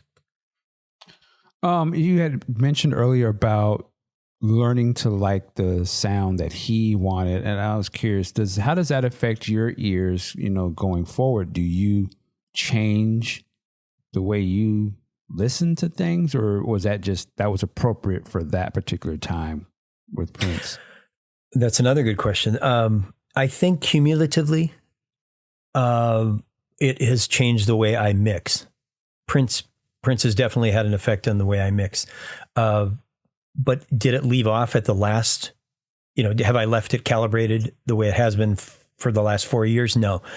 What I returned to was this great sense of understanding that low end is too often at a concert is just too much. It ruins the experience. Now, if you're at an EDM, electronic dance music show or something, or a rap concert, you're going to want that low end. You can't have a lack of low end. But I think Prince really curved the way I mixed, and I've essentially brought that same feel to all the artists and the way I mix them. Prince definitely he informed my sensibility about how to construct a mix. For example, Lady Gaga, she had a mostly gay crowd, mostly male in the beginning, and she had a huge following. So she told me, Gaga said, I just want Scotty, just make my gay boys dance. I mean, that's what she said. And I knew what she meant. And I said, you got it. So I started with low end. I literally turned off the hanging speakers, and I got the low end to where it was pumping across the chest. And then I turned up the high end, the hanging speakers, so that they matched that appropriately. And was it loud? Yeah, it was loud. But it's not nice to listen to that old Gaga stuff at a low level, because she's talking about just dance and it's going to be okay. Just dance. And so that informed my sensibility about how to construct a mix. Prince, oddly, was not, even though he was, he wasn't really, I don't know, you guys can answer that better than me, whether he was known primarily as an R&B performer. I think because he crossed genre, he was rock, he was pop, he was R&B, but he did not want the mix from the low end up. He very much was a top-down mix. He wanted it to be loud and clean, and then add the low end until it sounds right. And that's the way I've constructed Wang Lee Home, the Fray, and Stevie Wonder. I did that same. Most of the pop acts, even though they were air quotes R&B acts, I still wouldn't run the low end all over a venue. I would have it appropriate to the level it should be. And consequently, Prince helped me not hurt people. Because when they would leave a venue, they wouldn't go, God, my ears are ringing, they hurt. Oh, normally they leave and they go, wow, it sounded great. I'm not affected by it. You know, you don't carry that whistle tone for 2 days after you see a show. Right. And that was directly due to Prince, because he taught me how to get heard loud and clear without hurting anyone. And for somebody that I think was missing some of the mids in his hearing, and the reason I say that is because Prince would sometimes complain about too much too much woofer, too much low end, or too much high end. He never claimed that there was too much mids. He rarely did. So that's a telltale sign that somebody has lost a little bit of their mids. Maybe they were too close to a drummer for too long, or they were a drummer for too long, or they had their guitar too loud for too long, too many years. But when you lose mids, the first thing you do is complain there's too much lows, too much highs. So I think he lost a little in the mids, and that's my personal opinion. And I didn't penalize him for that. I just knew how to respond in concert to the thought that I think, that I thought that he was missing a few mids when he would come out and listen. Okay. And we got along. We made it work. I want to jump around just for a second. You mentioned Lady Gaga, and I'm sure the last time you were on here and you mentioned her, I was not a Lady Gaga fan, nor was I a hater. Just something I never really paid attention to, and I missed that whole wave. But yes. I saw the Star is Born movie. Yes. I saw that late too, but maybe just a couple of months ago. And I love Lady Gaga. I was like, I didn't realize that was her. And I was like, whoa. Whoa, she's dope as fuck. Like, she's super talented. She's one of these raw talents that Prince knew how to. Prince clearly was almost the epitome of a raw talent, and just you have all of it in you. But Prince knew how to rein it in himself, and he knew how to rein it in and display it himself. Gaga's more of a raw talent where I found she needed the people around her to help curate the experience for the crowd. Okay. Because she's a great singer. She's a good performer. She likes to leave it all on the stage. She told me once that she felt like a show was a failure. Now, she didn't say it wasn't as much of a success. She used the words, I feel like a show is a failure unless I'm bleeding at the end of it. She would, all the time, she would leave stage and her nylons or leggings or whatever she had on were torn and her knees would be bleeding, and she'd do crazy to get burned all over her legs by sliding around the stage and pounding on the piano and almost breaking her finger in Indianapolis, I think one time there. So she always left it on the stage. She didn't leave anything on the table. That's what I really appreciate about her. Wow. I haven't had occasion to thank her for that, but I learned from her that you never know. So just leave it all out there. Don't leave anything on the table. Just lay it all out there. And she was really good at that. And she needed the right people to get her career where they could focus it on having forward momentum instead of like a firework momentum in every different direction, right? Because a lot of people do that. They just explode in every direction. They never focus their energy. When you look at a firework, it looks like it goes off just toward you, right? But when you see it, it's exploding in every different direction. A lot of times I see artists that their trajectory is in every different direction at once because they feel they need to be artistic all the time. You just need to refine it, know where your area of expertise is. Prince taught me that as well, is make sure you're doing what you do and make sure you're not doing what you don't do. I mean, I think it was my saying, do what you do, don't do what you don't do. But I certainly learned it from Prince. I mean, I think I mentioned to you before, there's a reason he never picked up a trumpet. There's a reason you never saw Prince play a saxophone because he couldn't at the level that he needed to. So he would bring in other people. He brought in Atlanta Bliss and Eric Leeds. You bring in the right people to do what you can't do. So do what you do, don't do what you don't do. And it gives up other people an opportunity as well. When you don't do what you don't do, you have an unmet need. And when you bring in people that meet that need, then you're working in concert with someone else. Literally, you're creating a concerto with someone else. And I believe that. I believe Prince was good at he wasn't the best at making you feel like you had ownership. He certainly did to me. I had to fight for it once in a while. But when he said he was going to release that One Night Alone live box set, first of all, I didn't think he would. And my first response to him after he said that line was, well, I said, that's cool. You're going to release that engineering money? And he said, oh, I'll break you off. And of course, I'm quick to say he didn't. I think I got 25 free box sets. And I gave out all but one. I only kept one. Interesting. But he was, he was collaborative, and he did listen, and he was a great teacher. I miss it sometimes. I miss him sometimes, but I just try and move forward. I don't dwell a lot. I'm not the type of person that dwells on the past. I move forward and see how I can make it applicable to what I'm doing now. But that's the challenge that both the estate, I feel for his family. I even feel for people having to put his music out or make sure that Paisley Park is done the right way, is because you're dealing with someone and they're not there anymore. And not that that's so difficult. We all know, we all make decisions about what to do, but it's just that when you work with a ghost, you're working with having to do what you think is right. And you can get some heat for that. And Prince didn't dwell. He didn't look behind very much. He moved on to the next thing. When he stopped swearing, he stopped swearing. When he stopped eating meat, he stopped eating meat, and he kept it going. So he didn't dwell for very long. Okay. And I miss people that are fearless like that. I miss that. I want to ask you this. It is one of the top questions people get after they hear your initial show you did with us. Mm-hmm. And it was in regards to, sort of your parting with Prince. And if I'm not mistaken, you had sort of alluded in there, and I think at the time you were like, this is as much as I want to say about this, mm-hmm.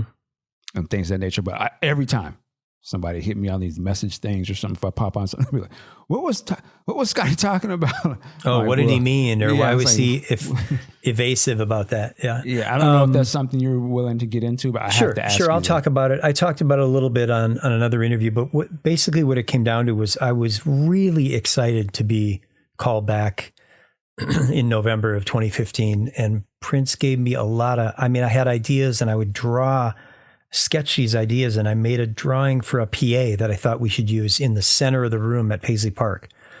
And I named it the Purple Sphere. I said it can be called the Purple Sphere, and you can project videos onto it. And I wrote it down, and I had it printed on 11 by 17 paper, and showed him these ideas and like where I should mix. I could be able to mix anywhere in the venue from this one room in Paisley Park. I could mix anybody anywhere in Paisley Park from one certain area, and sadly never got to implement those. But so there was a lot of forward momentum, and it was he was very excited about that.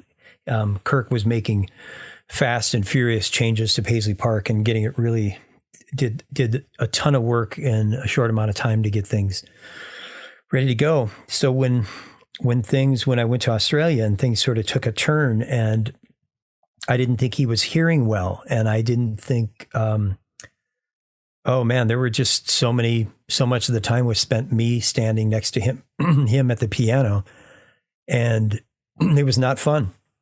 And he was trying to bait me into these arguments, and I just wouldn't argue with him. And I just held my iPad in between us like I was going to take notes on it. I had my soundboard. I could mix my soundboard from the iPad, and I just held that as a little Wonder Woman wrist shield, right? So I could deflect some of this stuff. And I just held that out in front of me, and he just kept trying to bait me into the arguments. And so at one point when I knew we were drawing to, and it was one show, the sound would be perfect. And he would grab my arm on the way out and say, don't change anything, just mute it. And I'd say, cool. We'd come in the next day, I'd unmute it. I'd leave it all on. I'd leave everything on. We come into the same place the next day, unmute it. He would start playing and say, ooh, what did you change? And so I knew something was really wrong. I guess in hindsight, it's easy to tell what was wrong, but I didn't see it then.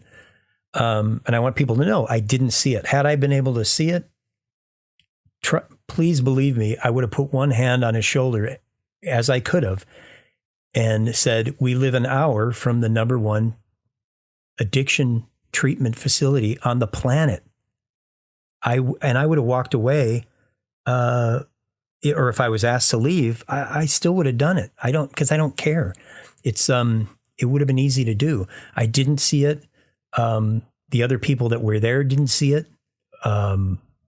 He was really private, and I know what to look for. I've worked with enough artists with enough dependencies to know when to see these telltale signs, that they're in an abusive situation. I didn't see it. And I'm always on the lookout for it. But because I didn't see it, and I didn't find a reason for him to be angular, that's a good word. I never used that in that context before, but everything was angular. So it wasn't square or rectilinear or circular. And he always had a good feel about him, and the feel wasn't there. And there was someone else there with us who did a really good job of trying to make it work right. And Kirk was there, and Kirk did everything he could. And he, believe me, that was I wouldn't speak for Kirk, but I can say this. Anyone who was a part of the situation did everything they could.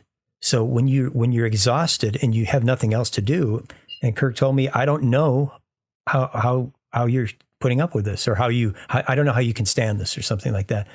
And I said, well, I guess I can't. And I decided to leave. And the last time we spoke, he said, we were just sitting at the piano. Kirk had, every day he was smart. Kirk kept disappearing. He would just leave us out there alone. So Prince said, in a moment of quiet, Prince said, well, what's the matter? He said, what's the matter, Scottie? Are we not paying you enough? And I said, no. And he said, well, Hmm. what's the problem then? And I said, no, man, I meant no, you're not paying me enough. I said, if I were grossing $1.6 million a night, I'd pay my longtime sound guy $25,000 a show. And he was doing 2 shows a night. And he said, $50,000 a night for sound. And I said, absolutely. And he went, psst. And he just shook his head and started to play the piano. And I knew, if you can't, and he could have changed my life in 4 nights, right? How often do you have a chance to change someone's life in a few nights? And I felt at that moment, I felt I deserved better. And I've never been afraid of saying no to an artist. It's not that I relish that. I just can't. The alternative is unacceptable. So I knew right then. I said, this is not going to go the way I think it's going to go. So I decided to leave before I was asked to leave. I could feel it coming, and I called his then manager at the time. I think they were on the West Coast. I don't know. They weren't very involved at the time, but I called them and I said, book my flight. And I never looked back.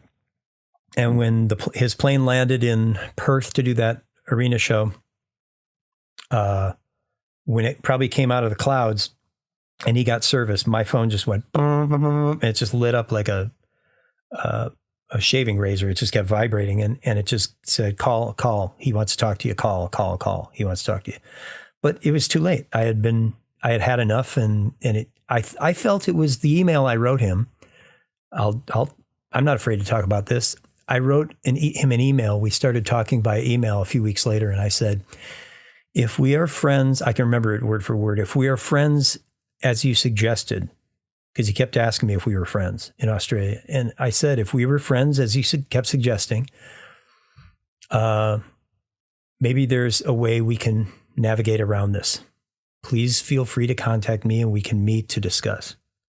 And he wrote back within 2 minutes, all in caps, do you have a number? And I think I wrote back, yeah, it's on the bottom of all my emails. And he didn't call. I went home and I waited for him to call. He didn't call. And then I think at the end of that day, he then emailed me and said, my manager will take it from here. And so even the color of even the temperature of the relationship had changed. And the last time we talked was, I think it was a week to the day before he passed away. And we were arguing over my final week's payment or something. the final amount of money he owed me. And I don't regret it. I mean, people will quite often say, well, he was gone too soon, or we lost him too soon. And I don't agree with that at all. I think people have their narrative arc in life. I think they leave when they're supposed to leave. And I believe the earth is, not to get too ethereal here, but I think everything is always in balance. It always finds its equilibrium. And when you deal with a loss of an artist of this magnitude, or you are involved, as I was, in close proximity to something that burns that bright, and you lose that energy, you have something left. And it's how people respond from that loss is, I think, what makes them and shows their character. How do you respond from a loss? That's always the most interesting story to me. How we respond to losses, not whether we win or not, but we all have some victories and some defeats, but how do you respond to a defeat? And I decided to jump right back in on what I was doing. I decided to get a hold of Dave Hampton, someone whom I love and treasure as a friend and colleague, and get engaged and get plugged right back into what I was doing, because I felt a creative loss. I didn't have that creativity. I was being very creative at the time, and I was sort of the Wizard of Oz partner back there, mixing sound and doing what I wanted for effects on that piano show. And it was really special. And I love that he at least ended his career in the end at Atlanta. His last concert, he did a show alone. I love that. But I felt he followed his narrative arc, and he went out the way he was supposed to, and everything is exactly as it's supposed to be. And now it's up to us to try not to make mistakes in the way we unroll things. Even the way I talk about him, everyone knows that I've looked up comments on the podcasts and such. And what I like, been very few critical analysis of things that I say, but critical comments. But what I like in the unification, there's been a unified thing about Scottie speaks about Prince reverentially and respectfully, and because I loved him. He was a friend, and he was someone I loved. I relished. I loved working with him, because when you could work with him, you could work with the best. He was the best in the world at what he did. How many people can claim that? Right. Not very many. And so on occasion, I miss the creativity, and I miss the challenge. The working environment, the people that are all under duress, the same kind of stress that I was under all the time, they were under it too. And that goes from the janitor of Paisley Park to, somebody who designed multi-million-dollar shows. And we all felt that same level of pressure to not only succeed, but exceedingly succeed. And so there's a brotherhood, a fellowship, I should say, that I have with Dave Hampton, with Stacia, with everyone. We all have that shared experience. And there's a lot there. Just to go back, are you thinking that? I want to ask you, why do you think there was a reluctance to pay you what you felt you were worth? Did that number? Did it seem too far out for him, or what do you think was the reasons behind sort of his pushback? Well, I can tell you what I can only postulate a theory on what I think it really is. And what it was I left him and I made him pay the check. He invited me to the restaurant, right? Or whatever. I left, and then I left him with the check too. So I was asking him to pay the check at the restaurant. That's maybe a bad analogy, but it worked. So I was the one who ended that part of the relationship, not dramatically. I just said, as a matter of fact, the email that I wrote him, I said, I think I'm doing this for the sake of the show. I think your show would be better if I'm not here. I think you need me to not be here. And I don't know why, because I wasn't contrite. I wasn't acting up. I wasn't inflaming him or egging him on or trying to get him to argue. I was basically just defending myself all the time. And I just think now in retrospect, when certain information came out as to how he died, then it all sort of fell right into place. And I went, aha, now I have some of the answers that I didn't necessarily need, but now it all kind of makes sense. So hopefully I put a fine enough point on it that I just think he didn't want to be stuck. Basically, me getting what I want and then telling him, "Oh, and by the way, you still have to pay me." But and at the end, he didn't end up paying me, but his bank did. They saw that I had I had my poop in a group, right? Everything was in order, and I had all these things in order. And maybe this is talking a little bit. I don't think it's talking too much about the business side of things. People want to hear this too, because it is a mystery. So I said, hey, I think he owes me this, and you see when all these invoices were sent in, and without even disputing it, they said, yeah, we see that. Okay. And the nice one from Bremer who paid the bill, ultimately, she said, you know what? She said, Scottie, I know you were with him a long time. I don't mean to diminish your your involvement here, but we're treating this as we would a heating bill or a lighting bill or something. It's a bill that needs to be paid to close things out. And I said, well, thank you for that. So when I got paid, as I do a lot of times, I walked outside, I looked at the North Star, which I for some reason have been locked onto that star and the moon during my life. I like looking at those, and I just kind of said, I looked up, I waved, I said, thanks, man. We're like, that's it. I think we're done. And so I knew my job from then on was to talk about him honestly and fairly. And he's not here to defend himself. So be as honest as possible and be as fair as possible about my feelings toward things. And I think ultimately, when an artist is as mysterious and cryptic as he is, as I've said to you before, your podcasts are really important because in addition to his music, people will canonize him. In the canon of his work, some of these interviews will go in there as a supplement to that because it helps understand the man. And so if I can add to that in any way without being disingenuous and just being honest about how I felt, I think it helps because he was nothing but awesome to me. The times that we didn't get along or that I felt argumentative with him or that I stood up for things or the time I left rehearsal in a huff and dragged a microphone out and everybody laughed because it got caught in the door. I made a big scene and I said, I'm out. And I made a big scene. I'm out. And I wrapped my mic cable. I had a long cable. For some reason, I had like a 50-foot cable. And there were about 25 feet of it was still dragging behind me with my microphone. And then I walked out the door and the door, it didn't shut. It didn't stay open long enough. It shut right before the microphone. And then all Rhonda and Renato and the band, all they saw was me jerking on this mic until it jerked out, came out. And then I texted, I think I called or I texted Renato later and I said, hey, did you guys see my microphone? He was like, man, we were laughing our asses off. You were pulling on this microphone until it. So even the times I left in a huff, it was, I learned something from it. He was amazing. He was, it's hard to, you can't replace him. You just have to do the best you can and you have to love his music and try and pass it on to people that's the mountain that they have to climb is that there's the estate and Trevor Guy and Sony and anybody involved has to, you're basically trying to replenish people's thirst and there's nothing new, but with Prince, there is new things. There are new things still to come. So that's exciting. But otherwise, you're just trying to canonize what you cannot get any more of. You can't get anything more from this source. And certainly none of us are going to see him perform live again.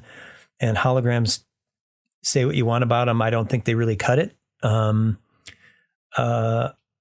have an idea that I haven't really fleshed it out fully, but I have a really good idea for the piano show. I think that there's something that we could do that I could be with which I could be involved. That would be really special concerning the piano shows. But it's an exciting time for a lot of people because they get the opportunity to continue to work with his legacy. Unfortunately for me, when I worked with him, he had to be alive to work with him, right? That's kind of because I worked in his live sound. Mm-hmm.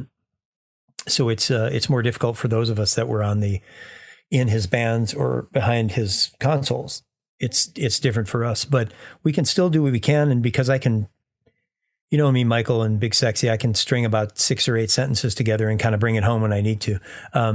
People that can talk about him and with reverence and have meaning behind it, I think it's up to us. The onus is the responsibility is on us to do that about him as well. For sure. And just going back to Piano Mike, I mean, why do you think that that has not been released yet? Oh, I'm sure there's a plan involved. John Gass mixed it. John Gass was mixing the first January 16th, 2016, January 21st, 2016 piano show. John was mixing that first show while the second show was being performed. So I think I've seen that guy in there. Yeah.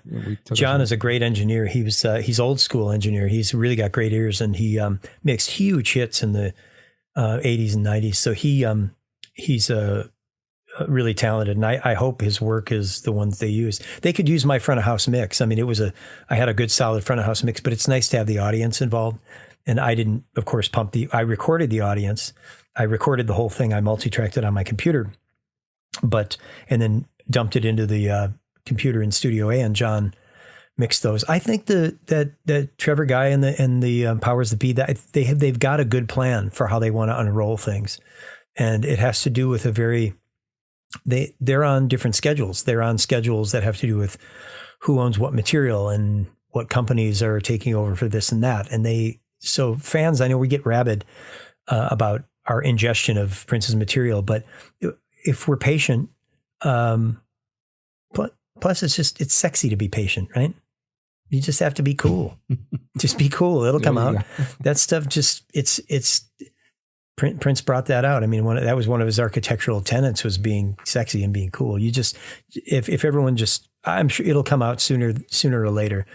I'd like to say sooner than later, but sooner or later it'll come out, and it'll be fantastic when it does, because that's a side of him, and that's something that was a very different show.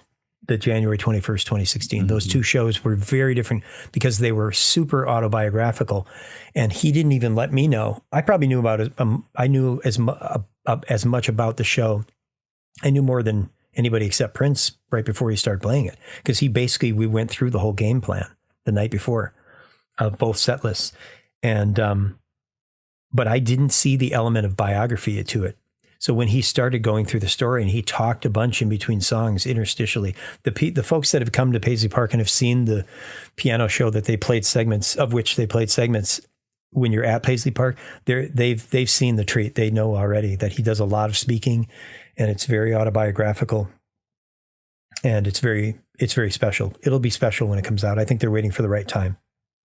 Yeah, I almost could see it now being a movie, like it's just one of these sort of concert movies, but it would be, I could see it presented that way, almost even split up with other footage or something. But sure, and they could do interstitials with interviews with the people involved in the show. Certainly, I'd be more than willing to add in. I have a lot of memories from those, the preparation for those shows. There was really a special. It wasn't just a regular late night thing where you just jam for a little bit. That was a very special show. And I think we're all lucky for having been there in the room when it happened, and we'll be equally lucky when it comes out.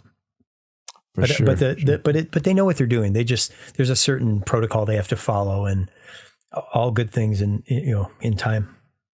Real quick, and I'm my messy side. You also talked about during those last times when you were with Prince, and there was a young lady who was in there, and like you had to speak through her or something. Do you remember that? Yeah, I don't even know. I don't remember who that was. I think I figured out who that is. She's an actress. I to this day I don't know her name. She showed up the last day. If I knew her name, I probably wouldn't say it, but I wouldn't want to put her in an uncomfortable position. I'm not going to say her name, but I have. At the last day, it was actually that after that last, prior to that conversation that we had right at the piano there before I left, I got called into the room to talk to him, and I said, what do you need? And he said, oh, she'll tell you. And he used her as a kind of a go-between, and she told me what he was wanting, what he thought I should do. And I just thought, man, we really reached it now. We reached that limit. It's no longer, it's become a game now where it's not serious anymore. We're not trying to really move ahead, and we backed off from the goal. And I think the goal became infuriating me and getting me to react, rather than it was to really put on to do the best show possible for the fans. So having, it's a cocktail is what it is. And if you mix certain things together, you get, sometimes it tastes good and sometimes it's just gasoline. It's combustible. So I knew you took how I felt I needed to stick up for myself, and you put two parts of that, and then one part of being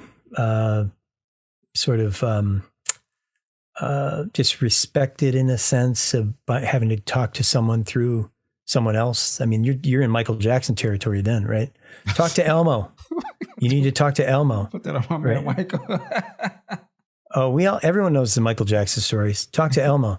When you get there, you're in a different place, and I just didn't feel like I needed to deal with that. I have more pride in what I do, and I'm ready for the occasion. So no one can ever accuse me of not being ready to perform and fire. So I think we were backpedaling then, and then I knew it was really over. So that precipitated the last conversation, and then it ended where it was. But again, as I said, I'm repeating myself, but when he did leave that last show, and I knew I was getting on a plane, I watched him walk out. He walked past me, didn't say anything to me.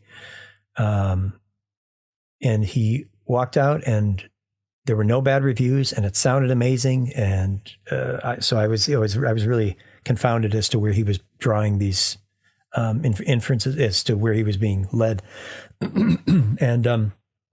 And I watched him, and the last thing I saw was his head, and he walked out there, and I said, well, that's the last time I'm going to see him. And I kind of meant, now that I remember it, I mean, I wouldn't have meant it forever. I just meant I'm not going to be back anytime soon. But I always felt that's not the first time I left. I think it was the third. And so I just figured I'd get a call from Kirk in a year, and he said, hey, he's having trouble with sound. Can you come out? And I said, sure. And that's not to be, but I can serve him in another way, right? I can serve him in another way, which is to serve his memory and be honest. See, people are afraid of the truth. They're afraid of telling the truth, or they think it's exposing someone. It's not. I think any people who reach far, sometimes they're difficult with whom to deal because they're reaching for something that's beyond what's on the surface. But I certainly felt in that instance that it wasn't creative. He wasn't asking for a creative thing. He was just trying to get over on me. So, going through someone to talk to someone who's right next to me, that's right. Elementary school stuff. And I wasn't having that. I feel you on that. Last, I want to talk about the gentleman. I'm sorry, I don't remember his name. The guy you're working with currently now when you're traveling to China a lot. What's his name again? Wang. His name is Leehom Wang, Wang. Leehom. Yep, Leehom. Look him up. I mean, stream him for people that are interested in really great songwriting.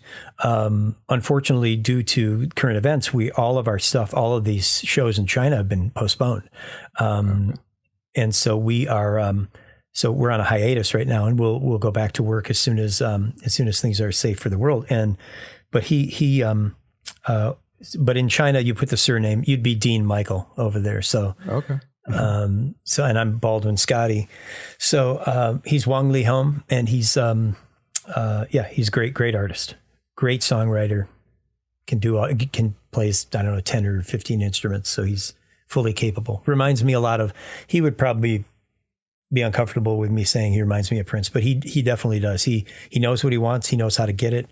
He mixes himself. He produces his own records. He directs his own videos. He's an actor, a very successful actor. He's acted with his good friend Jackie Chan in one or two movies. He's been in a movie with Chris Hemsworth. He's you look him up and he's very diverse as Prince was, certainly.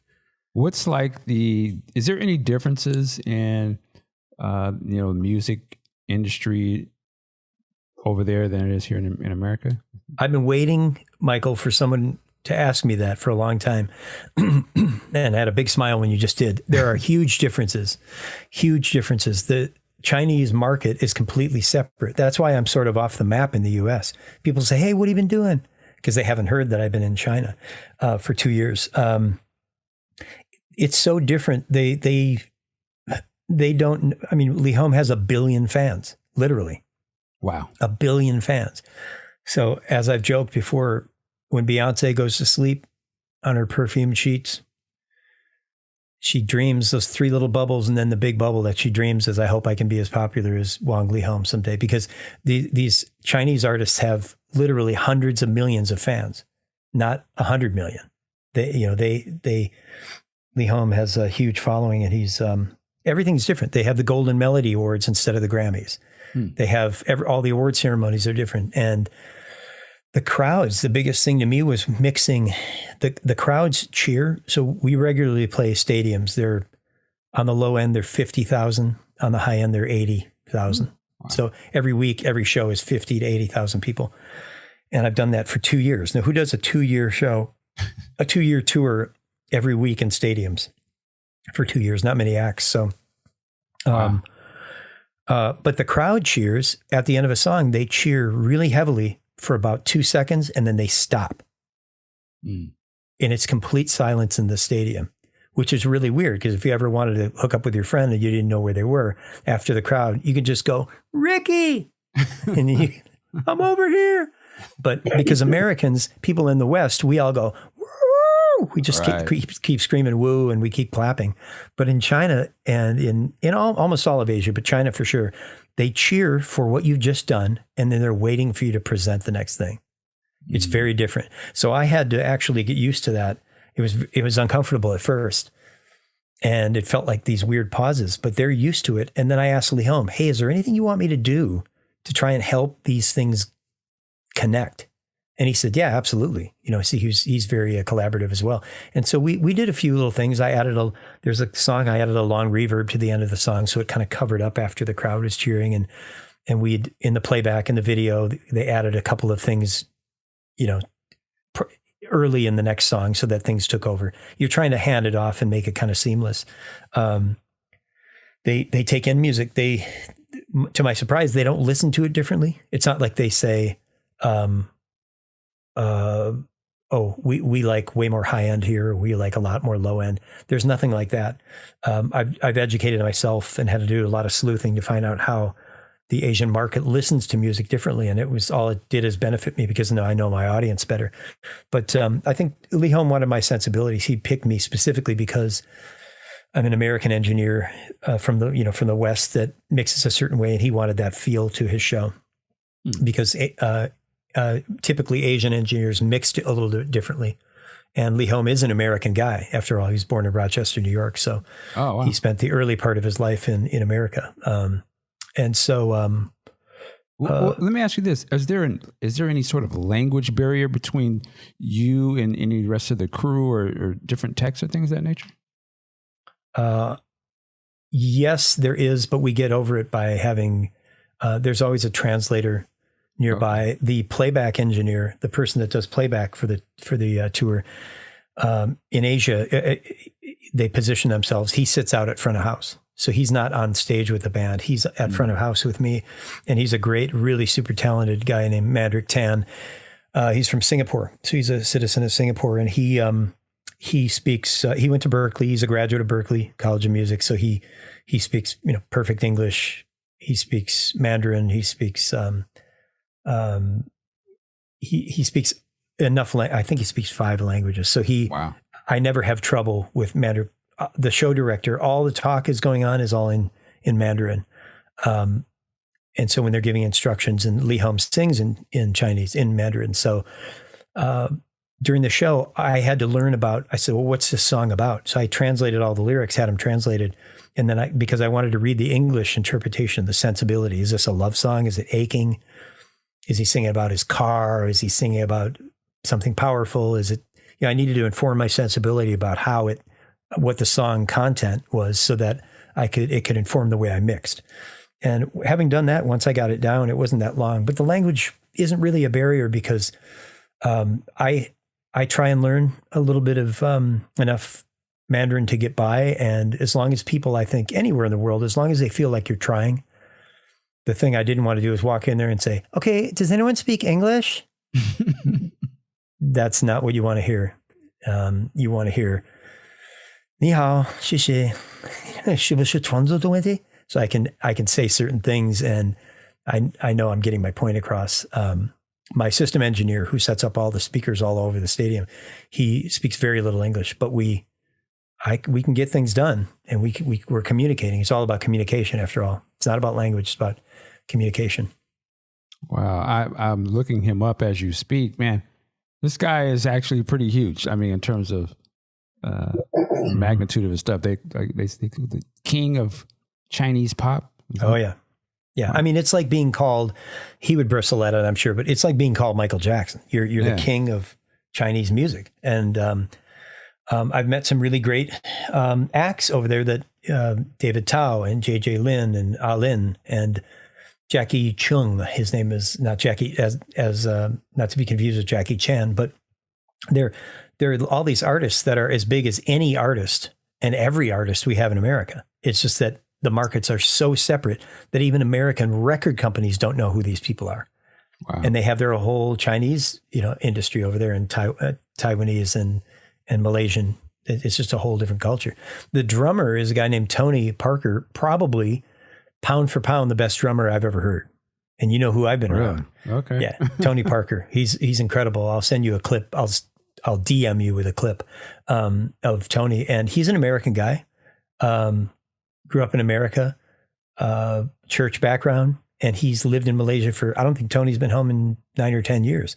He just makes his whole living over there as a session player and as a live player. So there's an industry of musicians, like as badass as American musicians think they are. There's an awakening that happens when you get outside the US and Europe and those markets like that.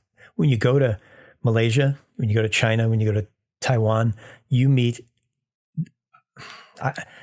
they're the most incredible. I've met some of the most incredible musicians I've ever heard. And they all read, and they all know theory, and they all have feel, and they can all read charts, and it's a different competition over there. So they can't just operate on feel. Because there are more people, there's less jobs, so they're trying to go for the same thing. So your aptitude has to be way higher. I would have loved to have heard Prince with Lee Holmes' band. That would have been something, because these are 4 bad boys. Oh yeah, it's incredible. Maybe I'll send you a clip of them jamming that has no copyrights to it that you can use for the end of the show, perhaps. Okay, yeah. I see he has an extensive filmography. I guess it's not. What's joke. The song he did? What was it called? Black Hat or Black Hat? Black Hat. Mm-hmm. That's with Chris Helmsworth, and then he did. This was it was like a tech hacker type movie. I saw that movie. Okay. Yep. All right. So you know Lee Holmes' work well. He's a great guy, and he's really great. And he, I hope no one who comes across Lee Holmes mistakes his kindness as weakness. He's one of the kindest people I've ever met. And he's really respectful, and he's kind, and he's super knowledgeable. And I always find that the more knowledgeable one is at their craft, and the more educated they are at their craft, the more confidence they have. And the more confidence they have, usually the nicer they are. If you're really competent and you have this high level of competence, you tend to be a little more relaxed, because your gains come in, they're incremental gains, and you keep them once you gain them. So he's just a great guy, and I look forward to. There's a band, a WeChat going around with the band. I'm considered band, so it's the 4 guys: Mandrick, who does playback, myself, and Lee Holm, and we just had a band chat this morning. Hey, love all you guys, miss you guys. There's a lot of that going around. There's a real loving atmosphere, and Lee Holm treats his people really super well. I'm really and I'm not saying it because I'm working with him now, because technically right now I'm not. We're going to start again in the future, but it's hopefully I've gotten better over my career at choosing artists that want to have a great experience. And Madonna taught me. She saw me frustrated once, and she said, "Scottie, enjoy the process." And it sort of gave me pause. She just said, enjoy the process, meaning go through the hard time because the good time's coming. Just enjoy it all. Don't just try to look for the high time.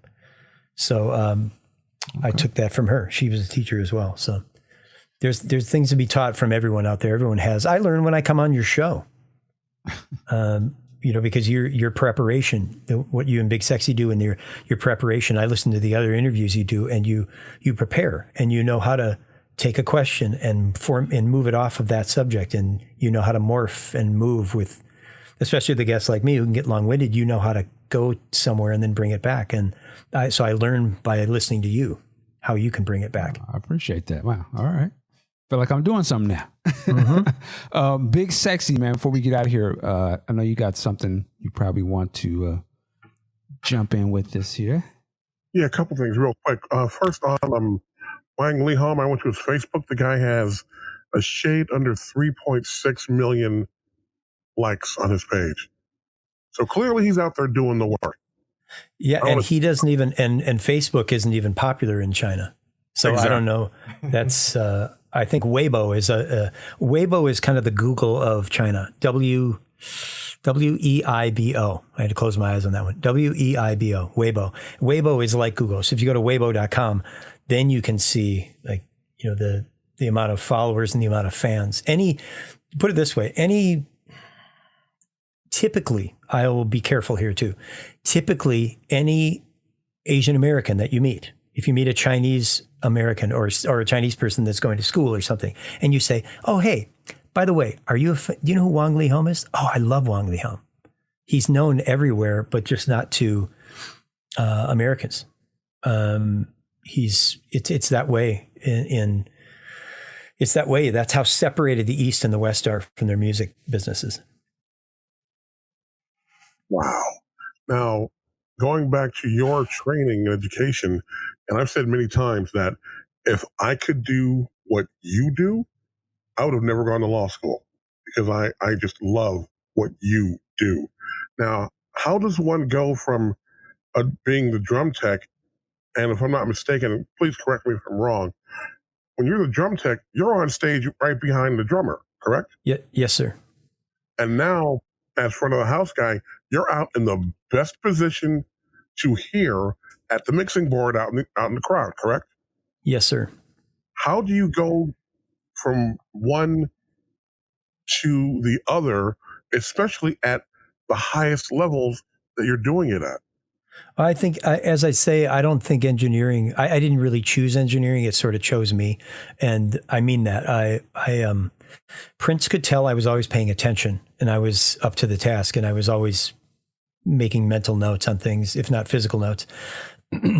Before I actually learned to do sound, Prince would put me way out in these stadium shows in 90, 91, 92. I would be 93, especially. I would be in the middle of the stadium crowds at front of house with a headset on, telling the sound engineers when the next solo was coming. So he had me sort of trained to mix because he trusted that I knew the material really well. So I was learning to be a sound engineer before I was a sound engineer. And then I thought, well, let me just kind of pick it up. And fortunately, I had the right mentor at the time and said, "Hey, you step in and just do some. Come on, we're in a bar. You just step in and mix. What would you do?" And I did it. And I quickly found if I hadn't had the aptitude, I wouldn't have lasted. But Sheila E came in, heard me mixing, and she said, "Scottie, I'm taking you on the road. That's it." And I think a few weeks later I left and I hadn't looked back. I never went back to drum teching. But it's a natural progression. It's not as if I'm going from auto repair to farming, right? I went from sitting behind Michael Bland to actually being responsible for mixing him. So it was a pretty natural progression. And I'm not even sure, you guys, to be like a lot of people, I have the same feelings about, I don't know how long I want to engineer. I'm in my early 50s now. I don't want to do this when I'm 60. I want to be able to hear when I'm 70. And then what do you do when you basically went to college at Paisley Park? What do you do when you traded? I didn't finish college. What do I do when I traded that out for the experience of being on the road with Prince and then done this for 30 plus years? So it's like any of us. We have to reinvent ourselves. It's not like the days where you'd put in 44 years at a manufacturing company or something. First of all, nobody manufactures anything anymore here. And then secondly, we change jobs many times in our careers, and we can have a podcast and do another job on the side too, right? Mm-hmm. And Michael, you talk about work it like a job. We want to be wide. It's good to be wide. It's good to have a skill set that's wide. And Dave Hampton and I talk about it every single morning when we do our catch-up call every morning at 10:30 my time, a.m. Dave calls every morning like clockwork, and we talk about what we're going to do. What's the next thing? What should we speak? Do people want to engage? Do they want to come and hear us talk about things? I don't want to just go around. It's getting off the subject of your question. Certainly I'll bring it back to that. But I don't want to just go around and reciting Prince anecdotes forever, because that's not helpful. It's not useful. It's cute and it's fun and it's like candy, but it's not going to it won't make you fat. You're not going to get anything out of it except a story. I always hope that there's something behind it that tells you more about the person or the experience, or even my experience of it and how I work. There's so much more to you too. Like, I'd be just as fascinated to hear how you sort of juggle doing these things you mentioned. And we didn't even get into, you being a father and raising a family and, the relationships and how that works too. I mean, that's the work. That is a work. And we're all doing it. So for me, Big Sexy, moving from drum tech to front of house, I sometimes think, and this is maybe me just not realizing or kind of forgetting that we're doing an interview, just feels like we're talking. And you have that skill as well, Michael, where you make it so conversational it could go on for probably shorter than I'm making it. But is that we all have that thing, right? There's a thing inside of us that says, am I doing what I should be doing? Or maybe I should do something different. And then we've never lived in a better time to be able to reinvent. Reinvention is easy, but it's not. We have to take what we are and build something different or go for something different. And I think it's as it is in me, I think it is in all of us. It's having the confidence enough to say, I'm just not going to do this anymore. I've done what I'm going to do, and I'm known for what I've been known for, and I'm going to do something else. Now, as I've said before, I said it on the first time we spoke, Michael, is if there's 100 people that have worked with Prince, about 97 of them, when they die, written in their obit is going to say, and he worked with Prince for 6 years on and she worked with Prince on this tour. She was a dancer on this tour. Or it's going to involve Prince. Prince is not the highlight of my life. Prince is a part of it, but this is my experience, and he was part of it, and he was super responsible for me becoming what I was and having the deliverable excellence and the attention to detail that I have. And I thank him for that. But ultimately, we all want to make our own statement in life, and we have to balance that as fathers, as friends, as colleagues, as every different relationship we can have in life. We just want balance. I talk about that word all the time. It seems to be clinking around in my head all the time, but I love the word balance. It's hard to find, and it's something that we want in ourselves and want to teach our children, is to just keep things balanced. Even as a fan of Prince, who's passed and departed now, we have to find the balance between still liking him, but you're not hearing anything new, or you're hearing something come out that's already been out. And you have to kind of keep that balance. And over time, it sort of fades, and you feel like it's going to fade away a little bit, and there's nothing new coming out. So there's nothing over which to get excited. And those things creep up in all of us. We have those feelings, and we don't talk about them a lot. But how do you stay current, and how do you stay? One of the best things about Prince is that he talked about things that were happening at the time. He told us about ourselves, as I stated earlier. So what would Prince think of a virus, or what would Prince think of a shooting that happened, or what would Prince think of? We kind of can guess, but we don't have him here to make those responses. So that's the part that hurts, is that I miss anyway, that he's not able to tell us about who we are, because I think that's what he did best. All right. Balance. Strive for that. That's balance and discipline. It's one of those things. Man, I love talking with you because we open up so many different, avenues, discussion and things to go down. And this could easily turn into a 4-hour conversation. I'm going to have the discipline to say that it's not going to do that. Yeah, and I apologize. I apologize to listeners who who feel like I'm somewhat non sequitur, and I sort of I wean my way down these paths. But I think that's the beauty of long form conversation, is that it can go. We're not trying to hit a post and hit a mark. We're just letting it go. And I certainly appreciate the time that you've let me share with people. Oh no, it's great. It's always entertaining and stimulating. So that's my main thing. I'm learning something. So we love it. Listen, Scottie, as always, open door anytime. I think we mentioned it before we record, but we need to go ahead and lock in that Scottie, Dave. Oh, that would be a good sexy one. Mike. We'll have that one. We can really sit down and chop it up. So for those who would love to follow you on social media, where can they find you? It's all pretty much Scottie Baldwin. It's Instagram is Scottie Baldwin, SEOTTIE, Scottie Baldwin, and Twitter is @Scottie Baldwin. Those are the two big ones, right? Yeah. Yep. And then what's the one you mentioned? You have a presence on the Chinese. WeChat. WeChat is just another. It's another way of. It's another messaging format that they use over in China, but they're all, that would essentially be messaging or just text messaging in the U.S. here. So, but I'm pretty much Scottie Baldwin. The equivalent to Facebook over there. You called it something else. Oh, Weibo. Yeah, and if you go on Weibo, you'll be on there for 11 seconds because you're going to go, oh, there's nothing here for me because everything's in Mandarin. Hey, so you'll see it and you'll go, ugh. Let me get 0.1% of those billion people to listen to the podcast. I would be straight. I'll copy and paste some "working like a job" in Mandarin in the URL. That's what Google translates for. We love that. There you go. All right, Big Sexy, where can they find you online, sir? Let's see the usual suspects. Facebook, Mark Wiggins. Twitter, WSE Mark. And Instagram, Mark Wiggins 2. All right. And you can always find us on Facebook. Just look up Podcast Juice. Twitter, Podcast Juice, of course, Instagram, and any podcast catcher out there. We're on Spotify and Apple Podcasts, Google Podcasts. Definitely check us out there. And also, we have to salute, clap our hands, stand up and say thank you. Yes, to all of our Patreon supporters. We love you guys. Thank you so much.